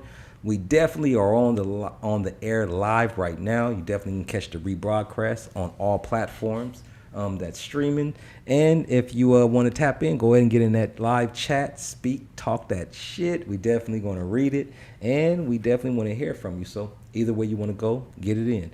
And if you want to support, go ahead and cash at me at capital L-Y-N-K, the capital N. Again, that $, capital L-Y-N-K. Capital N. 5, can they find you anywhere? Oh, yeah. You know what I'm saying? On that Cash App also. That $, 5 cent. You know what I'm saying? All right. FIVESENT. Most definitely. And if you actually like what you're hearing so far, man, don't be shy. Hit the like button. I don't ever ask for that because, again, I always like you to watch the whole thing first. And then if you like it, like it. And if you dislike it, then hit the dislike it. You don't have to be hitting the like button as soon as you come in because I don't expect you to. I want you to listen to the information first. So go ahead. I'm a little different. Fuck that. Hit that when you first come in because y'all hit everything else. You hit a bunch of strangers shit. You know what I'm saying? So, And from my point of view, nigga, hit that like button or that subscribe soon as you click on if you haven't already. Hey, that'll be love. You fuck around with 10,000 motherfuckers that you don't even know on your page. But you hitting like, you showing love. Knock it off. Hey, you know, speaking of that, you know what I mean? Why Mind Over Matter is pulling up whatever he's pulling up. Yeah, he's absolutely right. The shit he's talking about is right. Because I catch a lot of my niggas out there, you know what I mean? Definitely on some bullshit. Liking all kind of weird shit. And which is cool. Do you. Feel free. Be you. Yeah. But if you my boy and you overlooking me for some bullshit, and we have the mutual friends, and I'm saying, well, wait a minute, bro. I'm actually putting something out there for the world. I realize who you are. I'm glad you brought that up. Yeah, that's that. I'm glad you brought that up. That's that phony face shit. So it lets me know because then it lets me know that you niggas is really watching. You just niggas is despiteful. Yeah. You niggas is hateful. Yeah. You know what I mean? So again, I don't really care. Go ahead, but go ahead. Yeah, niggas is definitely spiteful. But facts. This is I forget the name of this book. I think it was called 10,000 Unknown Facts. I think that's the name. I'm not sure, but I got a notebook of notes that I wrote down a long time ago when I was in there. Okay. One of the things I wrote down, it said that in 1916, people in Europe and America, they came down with a disease called encephalitis lethargia. Victims will go and not wake up. You know what I mean? And it speaks on also on how a form of like AIDS came out a long time ago. And recently I was talking with somebody about the virus thing. We was talking, and I said, man, you notice how they said with this coronavirus that droplets in the air and all these different things. I said, have you noticed that AIDS hit the scene? How AIDS went through that whole thing where you gotta watch out, the people good, you don't want to eat and drink after them, all that. And it's like with today's time, with all that's promoted on TV and everywhere, even in video games, sex and everything, every form of sex, whether it's bestiality, whether it's between man and woman, any type of sexual gratification where somebody is ejaculating. In this day and time right now, nobody is being rushed to the hospital, and you don't hear these stories of AIDS. Not at all. It's like it's a gang of people with AIDS right now. Yeah, that shit gone. Bruh. Well, like I said, they suppress the shit out of that. They suppress the shit out of that. Not just to suppress out of AIDS. Let me go further than that, Mind Over Matter in 5. They didn't just suppress AIDS, bro. They suppressed the common flu. What happened to the flu? Yeah. What happened to the flu? Shit. This is what I'm trying to say. Go ahead. In a common cold, used to is somebody coughing in public, everybody jerking their neck to look to see who coughing. Exactly, but remember, maybe 2-3 years ago, bro, you could be in a store, you could sneeze, and people just say "bless you." I'd be like, "Hey, you don't have to bless me," but hey, they just say "bless you." Now you sneeze in the store, they ready to kick you the fuck up out the store. Niggas is looking at you like, nigga, you about to get lynched. Yeah. You know what I mean? I'm tell you something that scared me. When I rolled past the Forum, the Great Western Forum, and I seen all those companies and how they got that shit set up, I'm like, is that a COVID testing thing?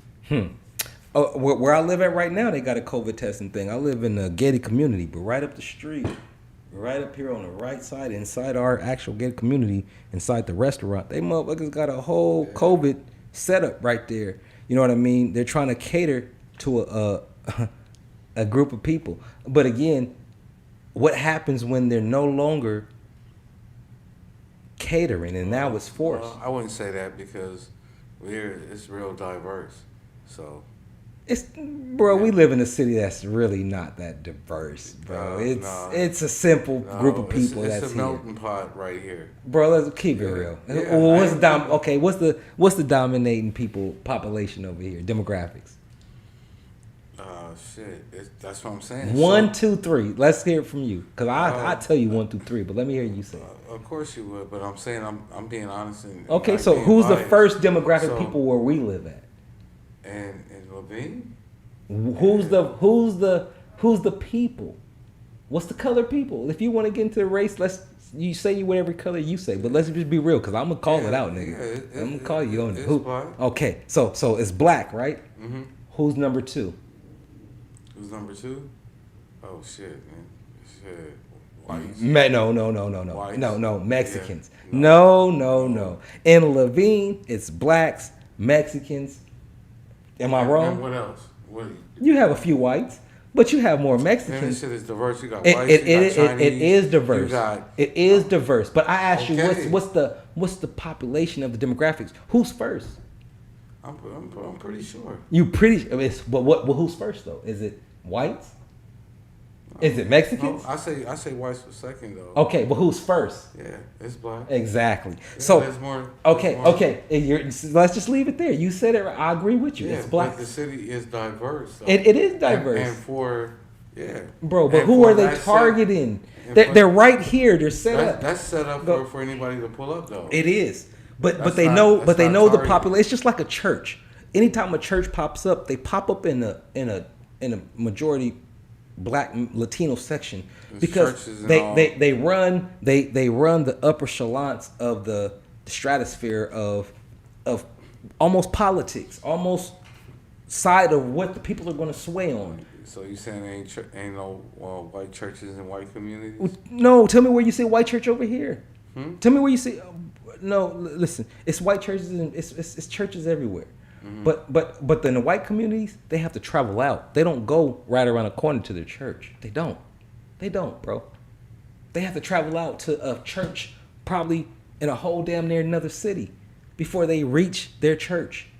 They go to a congregation that's filled with niggas to get that gospel. For real. They don't go right around the corner like we do to a liquor store. Okay, if I don't make no sense, mind over matter, you got something to say on this?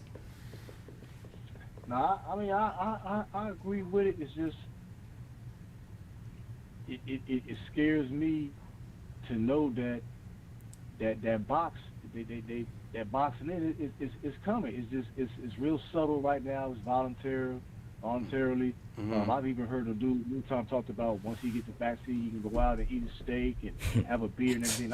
I just had a steak yesterday. I had a T-bone yesterday. Nigga, ain't no motherfucking vaccine. No.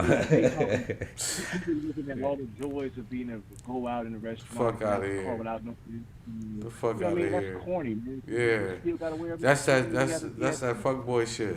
Hey, mind over matter, we getting ready to close the show, man. I mean, I want to thank you for tapping in. 5, you know what it is. But before we go, mind over matter, I got to say. And it's time for Call It Like It Is. Are you ready to play? It is time for Call It Like It Is, man. You the only caller that called in out of all the people that was in the chat, chilling, vibing, having fun. But you called in, so we're going to hit you with Call It Like It Is, man, real quick before we get up out of here. Mind over matter, you ready to play? Bet, yeah, I'm ready. Already, man. You already know what it is. You played it before a few times, so let's go ahead and rock with you right now. Let me ask you, man. Between Michael Jackson and Prince, who would have been more likely to talk shit after being pulled over? Prince. Why? Yeah, I say that too. You seem a little bit more down to earth. He from Minnesota, man. Minnesota is harder than Indiana. You crazy, nigga. No. Indiana, Gary. Michael Jackson's from Gary, Indiana, bro. Let me finish. Let me finish, nigga. Fucking Prince is from Minneapolis, nigga, Minnesota, and stayed there. Yeah.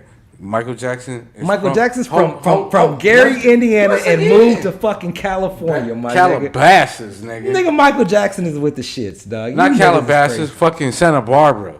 Nigga, even further. Knock it off. Michael nigga. Jackson. He don't know shit about no. He don't know shit about no goddamn. He don't know. Gary, Indiana, nigga, one of the most hood motherfucking places on earth, nigga. Man. You crazy, dog. He don't know shit about it. But I'm gonna roll with mine no matter on this. Prince does got him beat because I do believe Prince is gonna talk that shit. You're right. Shit about no Gary. I'm rocking with both of y'all.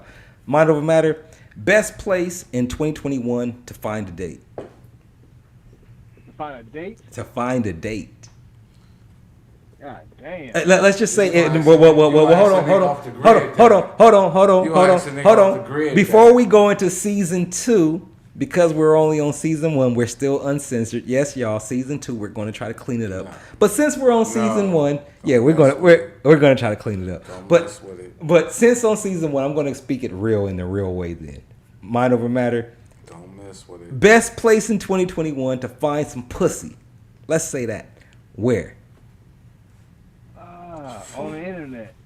You think so? Yep. I disagree. Yeah. I'm going to give you mine. I'm going to say if you want to see, it's probably Walmart. That's where everybody's at. No, nigga. No. You say the internet? Of course. Mine over matter says the internet? Yeah. Okay. Oh, nigga. So be it. Internet. Okay. Who do you want to win? Mayweather or the Paul brothers? I don't fuck with neither one of the dudes.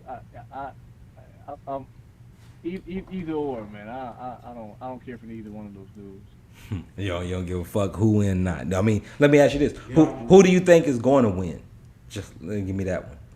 I haven't researched the other dude. I know about Mayweather, but I haven't researched the other dude, so I really don't know. I mean, if his boxing game ain't on, he a YouTuber.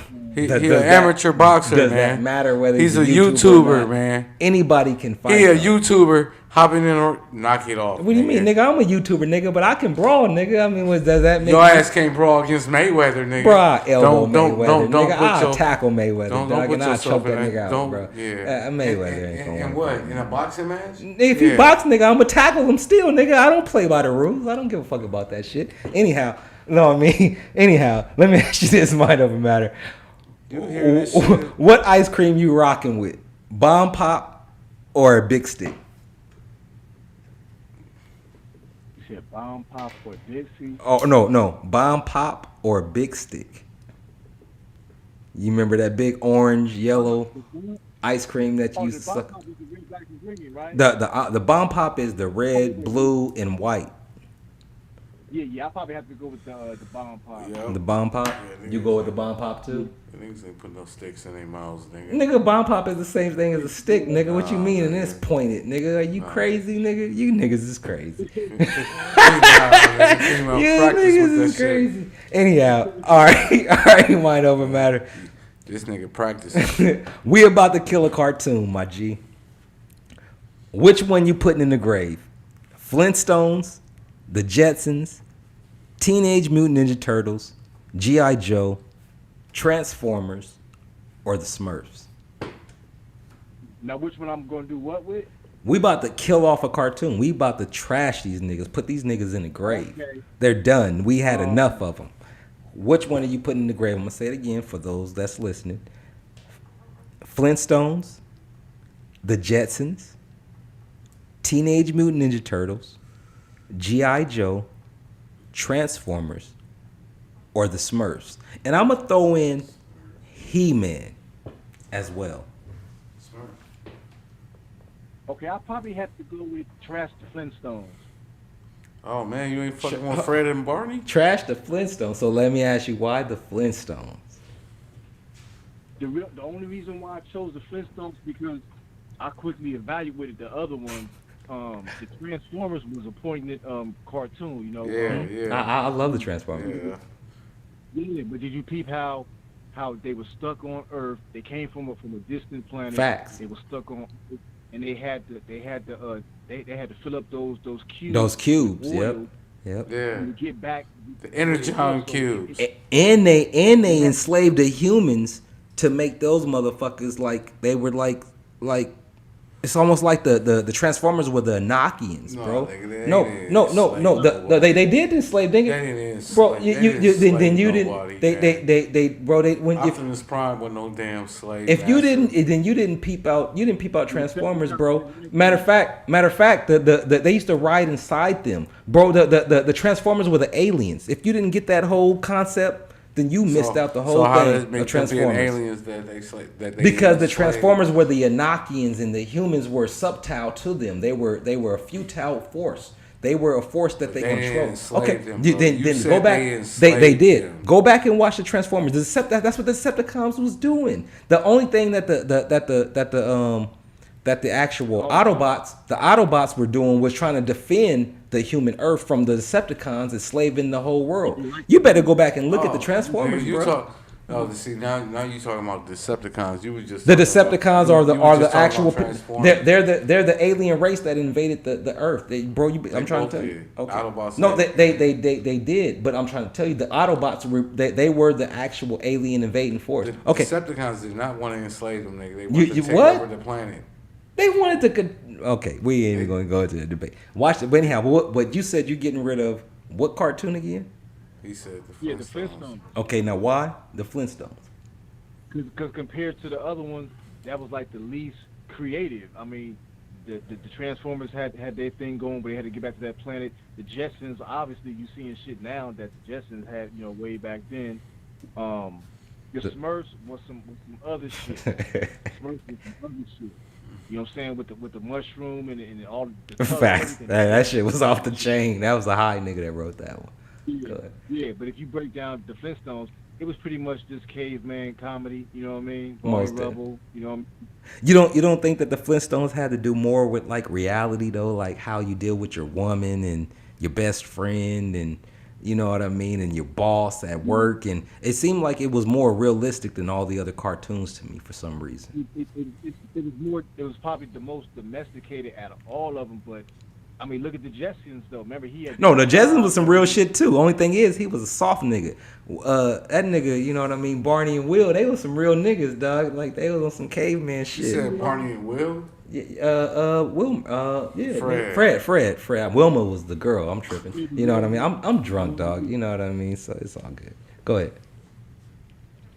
Yeah. They just seemed like they was the most domesticated one as to where pretty much harmless. The other ones had some jewels up in there. I feel more jewels. Okay, so you feel like which one you think had the most jewels? So you already put Flintstones in the grave. So out of the Jetsons, Teenage Mutant Ninja Turtles, G.I. Joe, Transformers, Smurfs. Now the Teenage Ninja Turtles, that wasn't really my thing. I remember them, but I didn't really fuck with it too much. That shit came afterwards. I love the Teenage Mutant Turtles. That was my favorite cartoon. I was real with afterwards. I love Leonardo. Niggas bro. wasn't watching the Teenage. Shit, nigga, I was watching. Nigga, I stole Teenage Mutant Turtles out the store. Nigga, I love Teenage Mutant Turtles. You younger than both of us too. Bro, I'm 42. How old are you? You. Exactly. I know how old you are, but nigga, how old are you? Nigga, I'll be 48 this year. So what? Nigga, we in the same era, bro. Nigga, did you watch Transor Z? No. Exactly. Mind over matter. Did you ever see Transor Z? Exactly. So you did? No, I did though. See, I did. So that let me know then, nigga. Just because you older, that means I was watching older cartoons than you did because Transor Z was before all of that shit. Before Voltron. Transor Z was not before Voltron. Yeah, Transor Z was before Voltron. See, bro, people going to Google this shit and they're going to see for themselves. Google Transor Z. That is before Voltron, bro. I didn't put Voltron in here because I wasn't going to let nobody disrespect Voltron. Huh? That was that car, right? No, Transor Z is when the guy jumps inside the top of the head. It's almost like Gigantor. Yeah. He jumps inside the top of the head of the robot, and he becomes the robot, and he does it. Then they made a woman robot with boobs and shit and all that other shit. But Tranzor Z, rocket blade, punch, punch, punch. All you guys got to do is Google it. Tranzor Z is before Voltron, bro. I just didn't put Voltron in here because I didn't want whoever do Call It Like It Is to disrespect Voltron. That's like the all-time classic, bro, and I wasn't going. Voltron was tight. What about Thundercats, bro, before we get up out of here? You like Thundercats? They had a lesson. Yeah, they had a lesson in it too. The Thundercats, they definitely did. Most definitely. That's why I didn't put those two in there because I value Thundercats and I valued. No, I did. I really did. I valued Thundercats and I valued. You should have put them in there. No, because I just didn't want to have nobody kill those in the grave. You know what I mean? Sucker shit. Hey, that is some sucker shit. But hey, it's G's Mystery Show, Our World Revealed. We want to thank you all for tuning in. Hey, Mind Over Matter, where can they find you at? Oh, you can find me on Facebook underneath Lamont Macon. They got you back. They got you back active again. It says on the 9th they're gonna let me out of Facebook jail, so we'll see. Heard the fuck out of that. You know what I mean? And so on Instagram they can find you at where? Oh, Instagram is Mind Over 7 Media. That's 7, the number 7.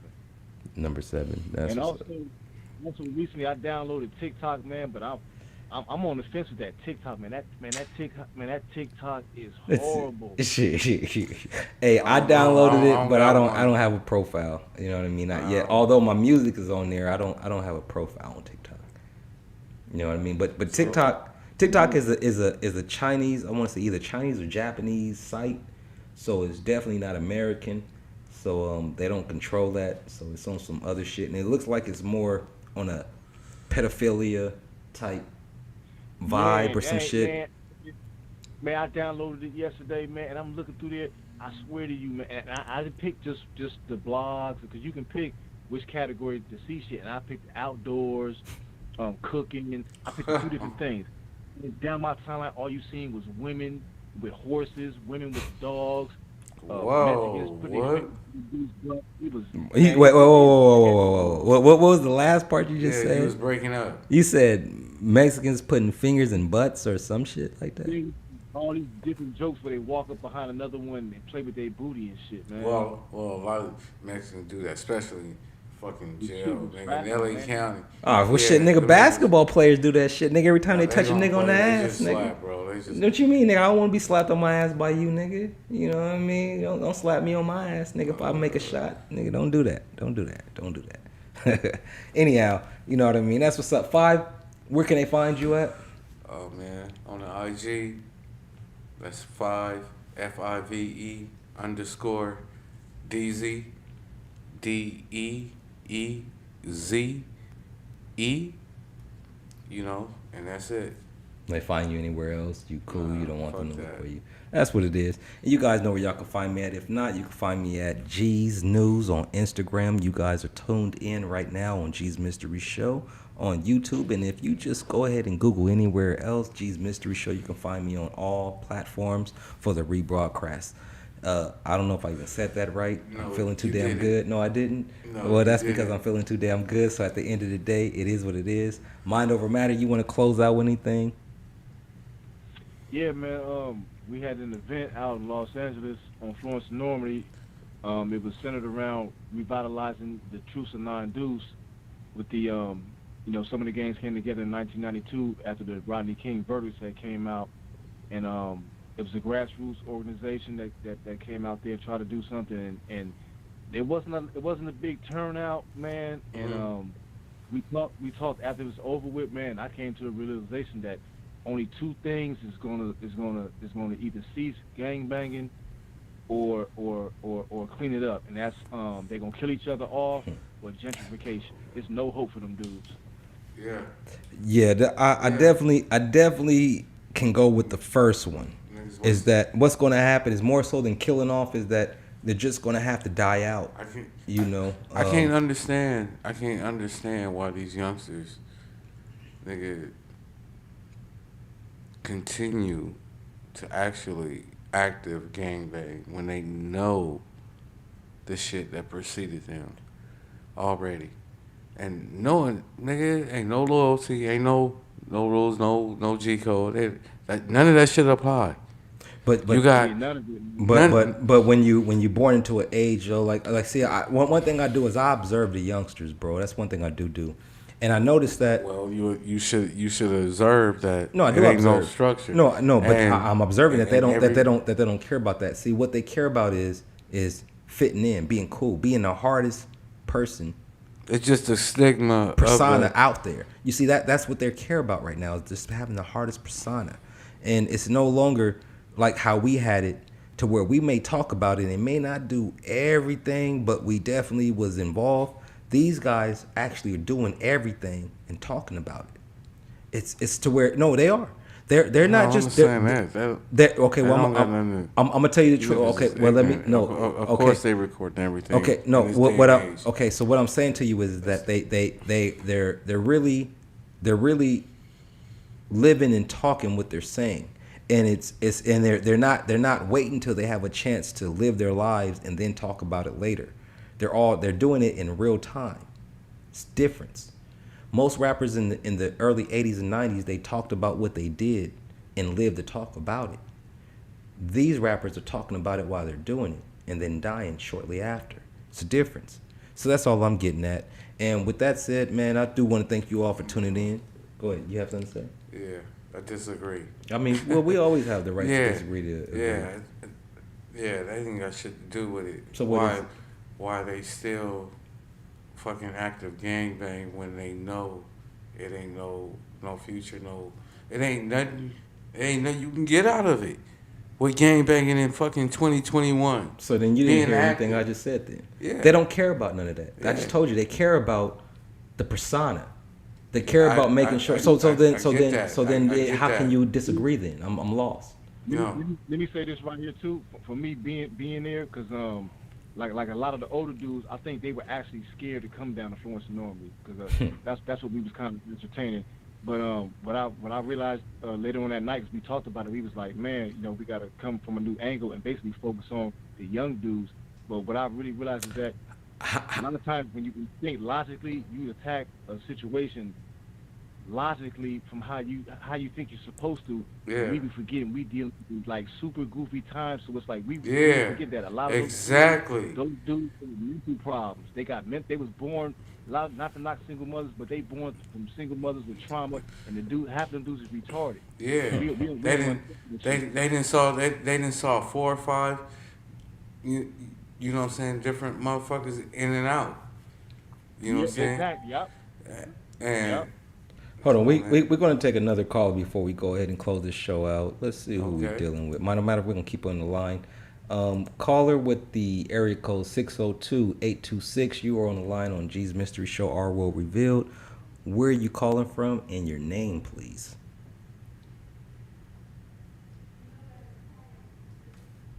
Hello, caller. Let's see here. Caller, you are on the line. Can you hear us?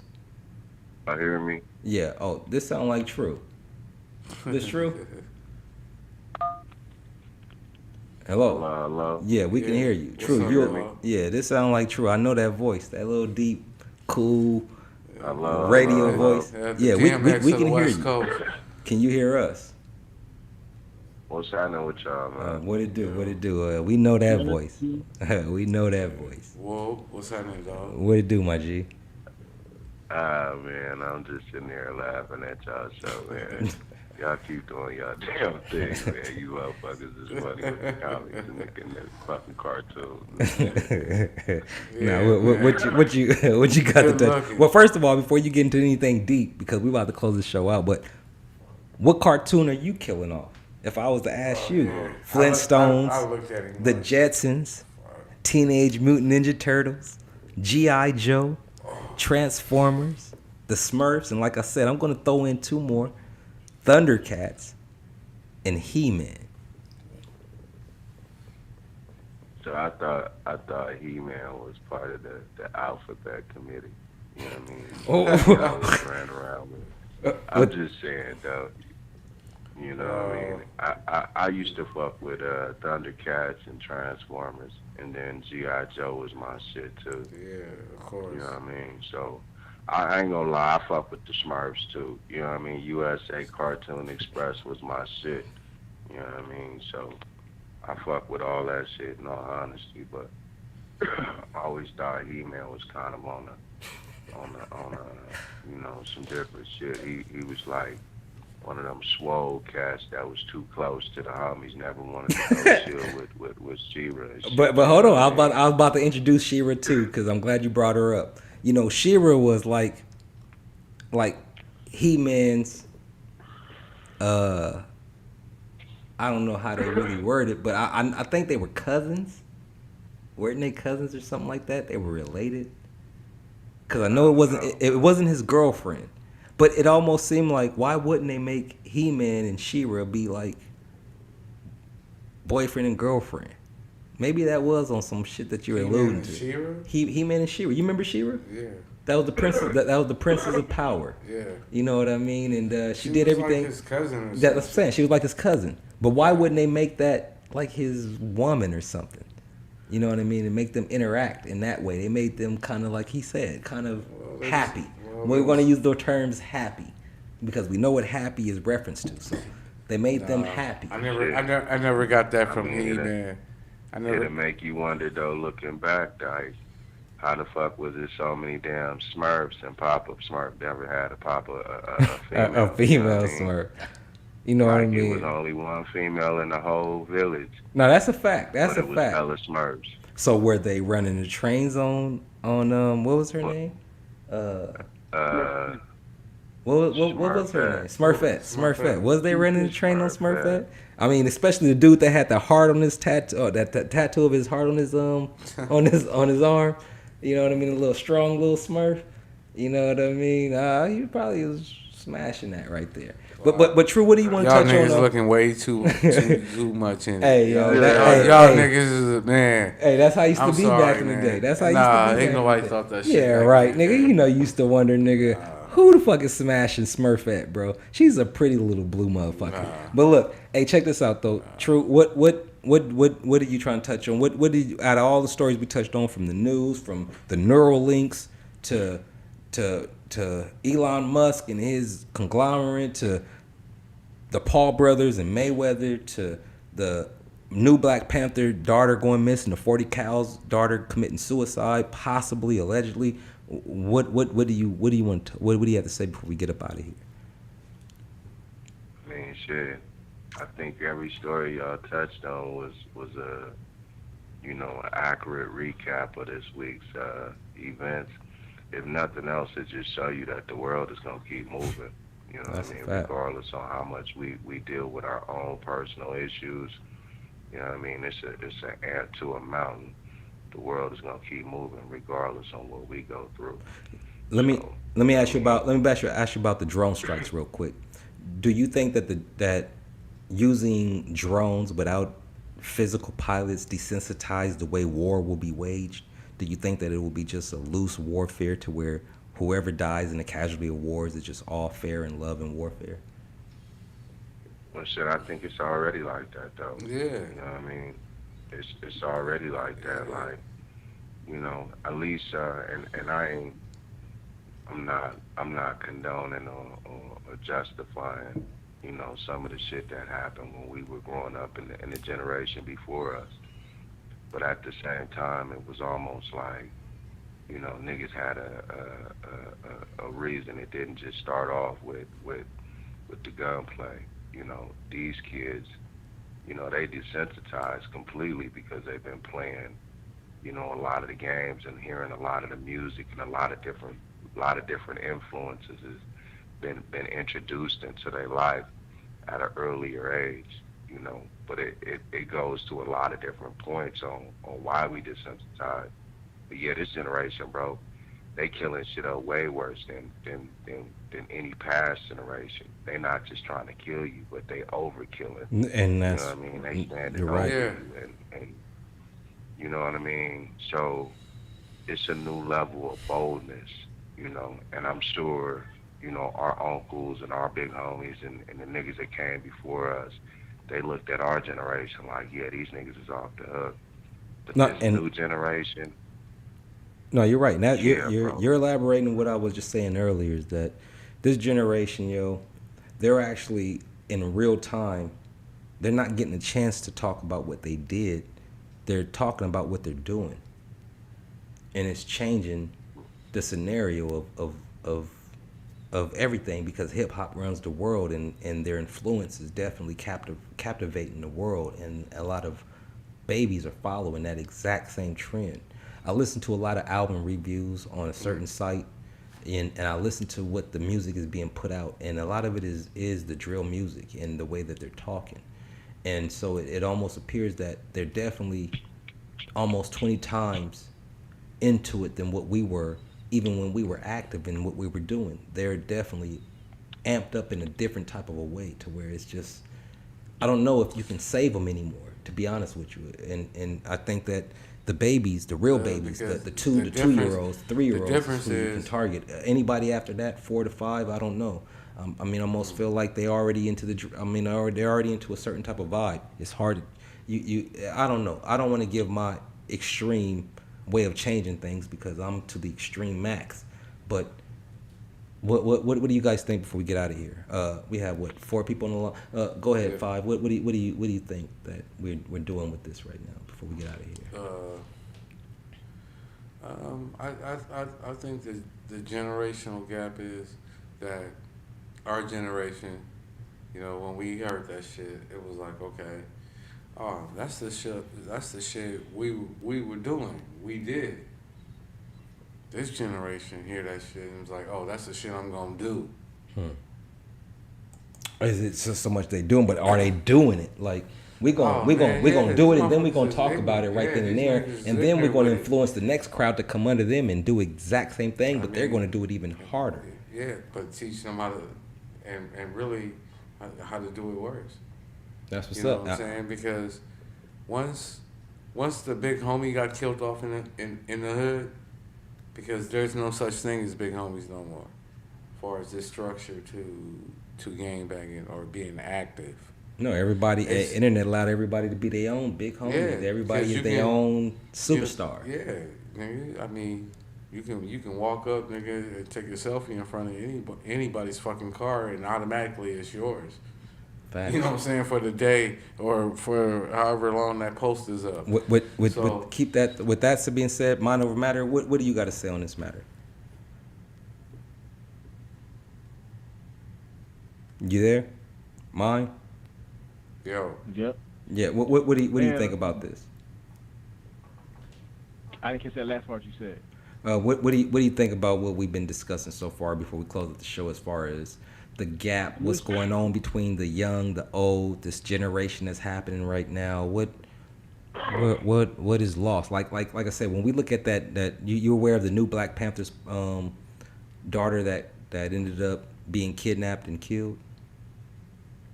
I heard something about that, man. Did they find out who's supposed to be the culprit? Oh yeah. The killers was an 18-year-old and a 17-year-old. 2 black kids. Two so-called black people. Yeah, that's see, and then also there's a flyer going around in Tulsa, Oklahoma on the sometime later at the end of this month. Matter of fact, the end of the month, Friday, Saturday, and Sunday, they're holding like a rally. It's going to be like a second Amendment rights something going on, and then some other shit. And I'm thinking like, damn, man, they still doing this marching, and it's like it's crazy, man. So just to me, it just solidifies that people don't really understand a struggle or actually revolution or trying to bring forth change. Because I can't see how after all this time people will still like donate money to a Umar, try to get a name change, trying to get some nationality. Nationality. Like, I was about to say that right there. Yeah, that shit, but it's like those are the comfortable things that black people do to feel like they doing something. I think when they know, like really in their heart, like I'm just a bitch ass nigga that's just gonna work, and I'm just gonna stay in my house and hope that needle ain't too big for that vaccine shot, man. Cause I be sick of reading this shit, man. Me too, bro. I be sick of reporting this. Sometimes I be looking at these news stories and saying, that's why I be reporting this news stories that I be reporting, because sometimes I say I don't want to say this because this is everyday propaganda that they're putting out there, and I say let me just switch it up a little bit because it's just constantly in there. But go ahead. It's so mundane I mean, I watched the video of this sister. I forget her name, but she investigated the Black Lives Matter, and it's like she broke it down perfectly on how you shouldn't send them a dime and everything. And it's like you go back to when that brother, what's his name, Mark Lamont, whatever his name. Oh is, yeah. When he interviewed her, the dude let her off the hook so easily, and it's like he gave her a way out. I mean, he asked the sister, you know, what's the deal with that, and she say first of all, I want to say something that's very important. I've never took a salary for Black Lives Matter, and for most black people, they like, oh, that clears it up. And it's like, how do black people with all this time don't know that you can have an organization, and then that organization, a non-profit, and profit off that bitch. You can profit by if Black Lives Matter held a rally in downtown LA tomorrow, and they need refreshments, they need somebody to do some catering. She can hire somebody on 1099, and then they can funnel the money right back through there. It's like some of the shit you can't believe that you hear. I watched the video. It's a video on my Instagram of a police chasing this brother, and he chased him down the street, and the brother runs close by these apartments or some type of little gathering they have with some kids is at. He runs through there, and nobody says nothing. When the cop runs through there, he runs so close to one of the toys of one of the kids, he actually trips and falls, and you hear the sister holler out. Oh no, I saw that. I saw that on your Instagram, I believe. Where it was a black guy in a mask, correct, running around, and then the cop was chasing him, and then the cop falls, right? Let me ask y'all a question though, in all honesty. Go ahead. Like, and this is a question that we asked a while ago, but I'm gonna kind of put it in a different way. Who owns the blueprint or the rights to being black? Yeah, we talked about that in 2007, I believe, or 2000. And who certifies that criteria of what black is? Because I think that's part of the problem. Is well, let me go ahead and take the forefront and just say you niggas ain't black, first of all. So I'm gonna take the first step, I'm just gonna step up first and just say you niggas ain't black. So when you niggas call yourselves black, I have to be. If you niggas call yourselves black, then you're giving that stigma of what they've labeled black. So now you're giving into black because if you travel out of the country, you have white motherfucking Russians that are called black because they live in a certain type of classification. What gives? I know. I'm not talking about the color black. I'm talking about white Russians that are called black because of their status. Us as a people here in the United States, that melanated people, regardless of what you classify us. I'm talking niggas. What I'm with the niggas. Us as a nigga? What classifies us as a people? However you put it. What classifies us? Who owns that category? Gotcha. So you're talking about the patent. Who has the patent on the black movement? Like we actually had a show on before. Us. Not even the movement as a whole, because you got a lot of people that are not part of a movement, but at the same time identify and understand injustice or go through the same thing that the malicious motherfucker going through, but might not be malicious. You feel what I'm saying? So that's what I'm saying. Who classifies us as us? Who puts you in that category of being real or fake? No, well, again, go ahead. Go ahead. No, I'm sorry. No. I was just gonna say, as far as real and fake, that's neither here or there. But as far as black, whoever is classifying as black, that's just a wrong classification. But as far as people, we're in a United States, which means all of these states are really countries filled with a bunch of different groups and nationalities. And even when you get into the melanated people, all the melanated people aren't the same because they all really come from different classifications of groups of peoples. But we're United States, so now that if we're born in America, we are pretty much what we are now. So when people say, what are we? I don't really know what we are. But I do know that we're no longer African. I know that for sure. But I also know that we're not black. So we have to come up with who we are, which means we don't know. You're missing my question. No, I'm answering your question in a broader in a broader range because I'm trying to get you to realize that there is nobody who can say who we are. There is nobody that can say who we was until we all come to agree on who we are now. You see what I'm saying? And so I say, nigga, we niggas. That if I've been saying this on the show for the last 5 months. We niggas. We are niggas. I had this conversation with Keity. Keity, if you're listening, you know I love you. But we niggas. And niggas, when you're dealing with niggas, you're dealing with the niggas. You're dealing with the nigger. You're dealing with the negra. You're dealing with everything that deals with the N. You are the niggas. And so those with this type of likeness of color, we are niggas. Now, once we come to identify who we are, whatever classification of religion you are, then that's when we'll come up with a pattern on who we are. But it'll probably never happen because everybody is divided. Everybody wants to be independent. Everybody wants to be the man when you're dealing with this nationality of whatever you call us. So what I'm saying is this, you know what I mean? Am I a coon for leaving my child a 401k? Or am I a coon for investing in the stocks for my 401k? No, you're American. No, you're what I would call an American. Okay, so that's what I'm saying. Let me get to it. You're American. So my thing is that there's so many different walks for us. Like, we can't just put everybody that look like us in the same, in one bucket. No. We can put us all in a bucket as far as being melanated. Yeah, because a Brazilian speaks straight Spanish, maybe even darker than you, nigga, and he ain't gonna say, nigga, I'm like you. He ain't even gonna classify himself like you. Brazilian might speak Portuguese. Exactly. That's what I'm trying to tell you. That's exactly what I'm saying to you. He may speak Portuguese. He may be darker than you. But he ain't gonna identify with you. No, he's not. He's not. But he will embrace you though. What I'm saying but he will embrace you with though. a Brazilian or Maybe. any other. He will embrace you though. Maybe. That they don't have a movement to where they don't have a stigmatism to where one is calling another, you know, you not this, you not part of, you not a white boy. You know what I mean? Like, the only time you would hear some shit like that is if a Wood in jail wouldn't do what he was supposed to do. He was supposed to be a missile. Well, no. I have to clarify. Hold on. I have to clarify with you is that in every part of the world, wherever there's light and dark, there is some form of prejudice going on. I'm not talking about racism. I'm talking about prejudice. Well, we talking about amongst ourselves, though. No. That's what I'm saying. I'm talking about amongst ourselves. So amongst the lighter Brazilians, amongst the lighter what do you call those people over in Australia? Those I'm a little faded right now. I forgot the fucking name of these niggas. The dark little people in Australia.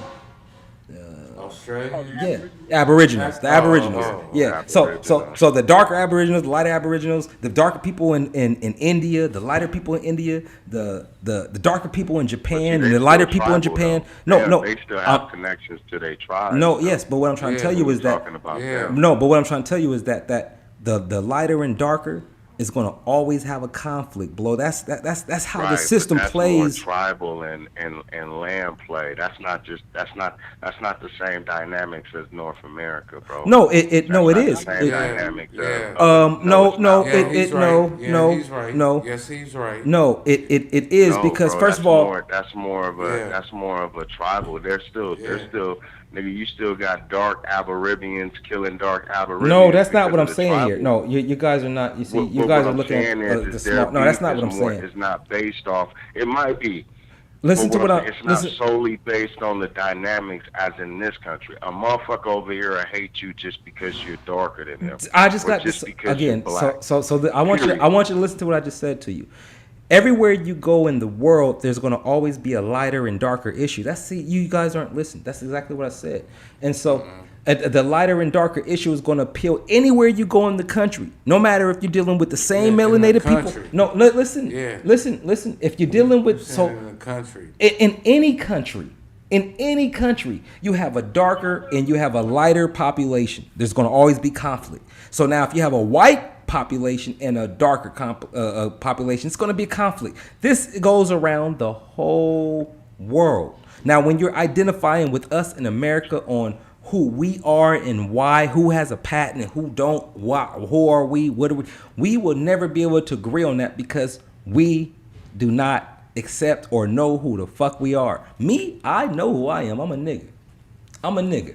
I agree to it that I'm a nigga and I'm with my niggas. And so once we identify who we are as niggas, then we can go ahead and come up with our own identification, our own language, our own whatever you call it, ideology. Okay. But at the same time, we will then be able to become who we are. But I would never identify myself as a black person. See, that's where we get it all fucked up at. But again, I like to say, based on the question that he asked, who holds that patent?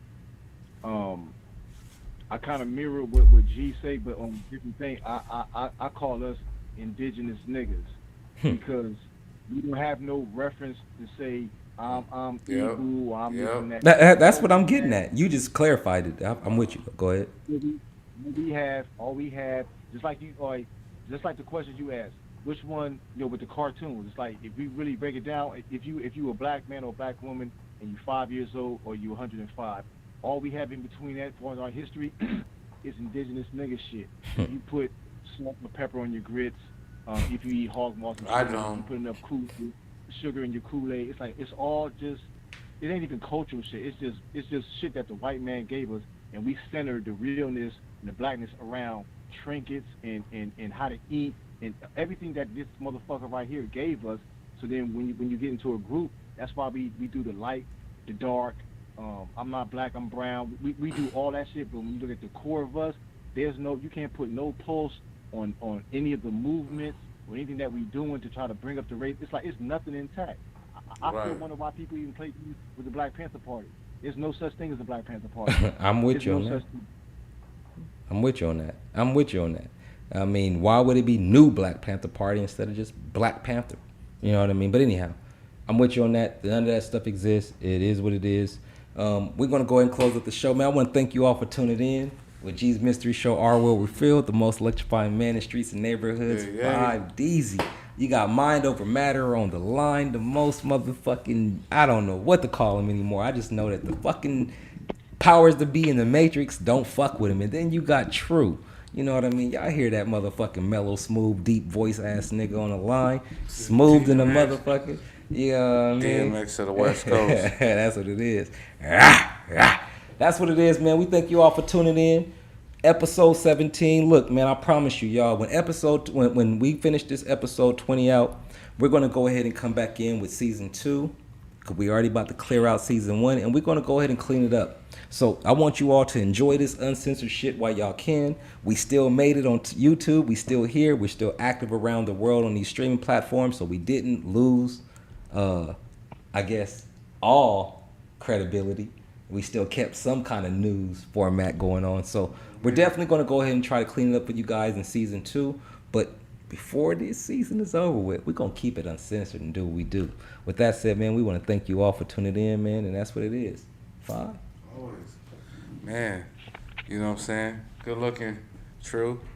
Mine, you know what I'm saying? It's always a pleasure. Indeed. Thank y'all brothers too. Likewise.